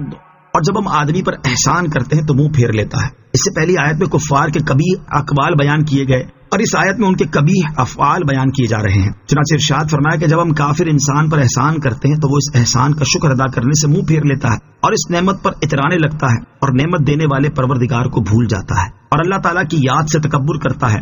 اور جب اسے کسی قسم کی پریشانی، بیماری یا ناداری وغیرہ کی تکلیف پیش آتی ہے تو اس وقت وہ خوب لمبی چوڑی دعائیں کرتا، روتا اور گر گڑاتا ہے اور لگاتار دعائیں مانگے جاتا ہے. راحت میں اللہ تعالیٰ کو بھول جانا اور صرف مصیبت میں دعا کرنا کفار کا طریقہ ہے. کافر کی اس طرح کی حالت کو بیان کرتے ہوئے ایک اور مقام پر اللہ تعالیٰ ارشاد فرماتا ہے، وَإِذَا أَنْعَمْنَا عَلَى الْإِنسَانِ أَعْرَضَ وَنَأَىٰ بِجَانِبِهِ وَإِذَا مَسَّهُ الشَّرُّ كَانَ يَئُوسًا. ترجمہ: جب ہم انسان پر احسان کرتے ہیں تو وہ منہ پھیر لیتا ہے اور اپنی طرف سے دور ہٹ جاتا ہے، اور جب اسے برائی پہنچتی ہے تو مایوس ہو جاتا ہے. اس سے معلوم ہوا کہ راحت کے دنوں میں اللہ تعالیٰ کو بھول جانا اور صرف مصیبت کے ایام میں دعا کرنا کفار کا طریقہ ہے. اور یہ اللہ تعالیٰ کو ناپسند ہے، کیونکہ یہاں دعا مانگنے پر عتاب نہیں کیا گیا بلکہ راحت میں دعا نہ مانگنے پر عتاب کیا گیا ہے۔ نیز یہ عمل مصائب و آلام کے وقت مانگی جانے والی دعاؤں کے قبول نہ ہونے کا سبب بھی بن سکتا ہے، جیسا کہ حضرت ابو ہریرہ رضی اللہ تعالی عنہ سے روایت ہے۔ ترمذی شریف کی حدیث ہے کہ رسول کریم صلی اللہ تعالی علیہ وآلہ وسلم نے ارشاد فرمایا، جسے یہ بات پسند ہو کہ اللہ تعالیٰ سختیوں اور مصیبتوں میں اس کی دعا قبول فرمائے تو اسے چاہیے کہ وہ صحت اور کشادگی کی حالت میں کثرت سے دعا کیا کرے۔ لہذا مسلمانوں کو چاہیے کہ راحت میں، آسانی میں، تنگی میں، مشکلات میں اور مصائب و آلام کے وقت الغرض ہر حال میں اللہ تعالیٰ سے دعا مانگا کریں، اور اس سلسلے میں کافروں کی روش پر چلنے سے بچیں۔ اللہ تعالیٰ عمل کی توفیق عطا فرمائے، آمین۔ مصیبتوں کا سامنا تسلیم و رضا اور صبر و استقلال سے کریں۔ اس آیت سے اشارتاً معلوم ہوا کہ بندے پر نازل ہونے والی ہر بلا، مصیبت، نعمت، رحمت، تنگی اور آسانی اللہ تعالیٰ کی طرف سے ہوتی ہے۔ تو اگر بندہ مصائب و آلام، مشکلات، تنگیوں، سختیوں اور آسانیوں وغیرہ کا سامنا تسلیم و رضا، صبر و استقلال اور اللہ تعالیٰ کا شکر ادا کرتے ہوئے کرے تو وہ ہدایت پانے والوں اور مقرب بندوں میں سے ہے، اور اگر ان کا سامنا کفر کے ساتھ کرے اور مصیبتوں وغیرہ میں شکوہ و شکایت کرنا شروع کر دے تو وہ بدبختوں، گمراہوں اور اللہ تعالیٰ کی رحمت سے دور ہونے والوں میں سے ہے۔ لہٰذا مسلمانوں کو چاہیے کہ وہ زندگی میں آنے والی مشکلات وغیرہ میں اللہ تعالیٰ کی رضا پر راضی رہیں اور ہر مشکل اور مصیبت میں اچھی طرح صبر کیا کریں۔ حدیث قدسی میں ہے، اللہ تعالیٰ ارشاد فرماتا ہے، جب میں اپنے بندوں میں سے کسی بندے کی طرف اس کے بدن میں، اس کے مال میں یا اس کی اولاد میں کوئی مصیبت بھیجوں، پھر وہ اس مصیبت کا سامنا اچھی طرح صبر کرنے کے ساتھ کرے تو میں قیامت کے دن اس کے لیے میزان نصب کرنے یا اس کا نامہ اعمال کھولنے سے حیا فرماؤں گا۔ اللہ تعالیٰ ہمیں عافیت نصیب فرمائے، اور اگر زندگی میں کوئی مشکل یا مصیبت آئے تو اس پر صبر کرنے کی توفیق عطا فرمائے، آمین۔ قل أرأيتم إن كان من عند الله ثم كفرتم به من أضل ممن هو في شقاق بعيد۔ ترجمہ، تم فرماؤ بھلا دیکھو کہ اگر یہ قرآن اللہ کے پاس سے ہو پھر تم اس کے منکر بنو تو اس سے بڑھ کر گمراہ کون جو دور کی ضد و مخالفت میں ہے۔ قل، تم فرماؤ۔ ارشاد فرمایا کہ اے پیارے حبیب صلی اللہ تعالی علیہ وآلہ وسلم، آپ مکہ مکرمہ کے کافروں سے فرما دیں، اگر یہ قرآن پاک اللہ عز و جل کی طرف سے نازل ہوا ہے، جیسا کہ میں تم سے یہی بات کہتا ہوں، اور قطعی دلائل سے بھی یہ بات ثابت ہے کہ قرآن مجید اللہ تعالیٰ کی طرف سے نازل ہوا ہے، پھر تم اس کے اللہ تعالیٰ کی طرف سے ہونے کا انکار کرو تو مجھے بتاؤ اس سے بڑھ کر گمراہ کون ہے جو دور کی ضد اور حق کی مخالفت میں پڑا ہوا ہے۔ سنريهم آياتنا في الآفاق وفي أنفسهم حتى يتبين لهم أنه الحق أولم يكف بربك أنه على كل شيء شهيد۔ ترجمہ، ابھی ہم انہیں آسمان و زمین کی وسعتوں میں اور خود ان کی ذاتوں میں اپنی نشانیاں دکھائیں گے، یہاں تک کہ ان کے لیے بالکل واضح ہو جائے گا کہ بے شک وہی حق ہے، اور کیا تمہارے رب کا ہر چیز پر گواہ ہونا کافی نہیں؟ سنریہم آیاتنا، ابھی ہم انہیں اپنی نشانیاں دکھائیں گے۔ ارشاد فرمایا کہ ابھی ہم کفار قریش کو آسمان و زمین کی وسعتوں میں اور خود ان کی اپنی ذاتوں میں قرآن کریم کی حقانیت اور اس کے اللہ تعالیٰ کی طرف سے ہونے پر دلالت کرنے والی اپنی نشانیاں دکھائیں گے، یہاں تک کہ ان کے لیے بالکل واضح ہو جائے گا کہ بے شک قرآن ہی حق ہے اور یہ اللہ تعالیٰ کی طرف سے نازل ہوا ہے، اور اس میں مرنے کے بعد دوبارہ زندہ کیے جانے، اعمال کا حساب لیے جانے اور ان کے کفر پر انہیں سزا دیے جانے کا جو بیان ہوا ہے وہ بھی حق ہے۔ اور اے حبیب صلی اللہ تعالی علیہ وآلہ وسلم کے آپ کے رب عز و جل کا ہر چیز پر گواہ ہونا آپ کی سچائی کے لیے انہیں کافی نہیں۔ آفاقی نشانیوں کے بارے میں ایک قول یہ ہے کہ ان سے مراد سورج، چاند، ستارے، نباتات اور حیوان ہیں، کیونکہ یہ سب اللہ تعالیٰ کی قدرت اور حکمت پر دلالت کرنے والے ہیں۔ حضرت عبداللہ ابن عباس رضی اللہ تعالیٰ عنہما فرماتے ہیں کہ ان نشانیوں سے مراد گزری ہوئی امتوں کی اجڑی ہوئی بستیاں ہیں، جن سے انبیاء کرام علیہ الصلوۃ والسلام کو جھٹلانے والوں کا حال معلوم ہوتا ہے۔ اور بعض مفسرین نے فرمایا کہ ان نشانیوں سے مشرق و مغرب کی وہ فتوحات مراد ہیں جو اللہ تعالیٰ اپنے حبیب علیہ الصلوۃ والسلام اور ان کے نیاز بندوں کو ان قریب عطا فرمانے والا ہے۔ کفار کی ذات میں نشانیوں سے مراد یہ ہے کہ ان کی ہستیوں میں اللہ تعالیٰ کی صنعت اور حکمت کے لاکھوں لطائف اور بے شمار عجائبات موجود ہیں، جن سے ظاہر ہے کہ ان چیزوں پر اللہ تعالیٰ کے علاوہ اور کوئی قادر نہیں۔ یا اس سے مراد یہ ہے کہ اللہ تعالیٰ نے بدر میں کفار کو مغلوب کیا اور ان پر قہر نازل کر کے خود ان کے اپنے احوال میں اپنی نشانیوں کا مشاہدہ کرا دیا۔ یا اس سے مراد یہ ہے کہ مکہ مکرمہ فتح فرما کر ان میں اپنی نشانیاں ظاہر کر دیں گے۔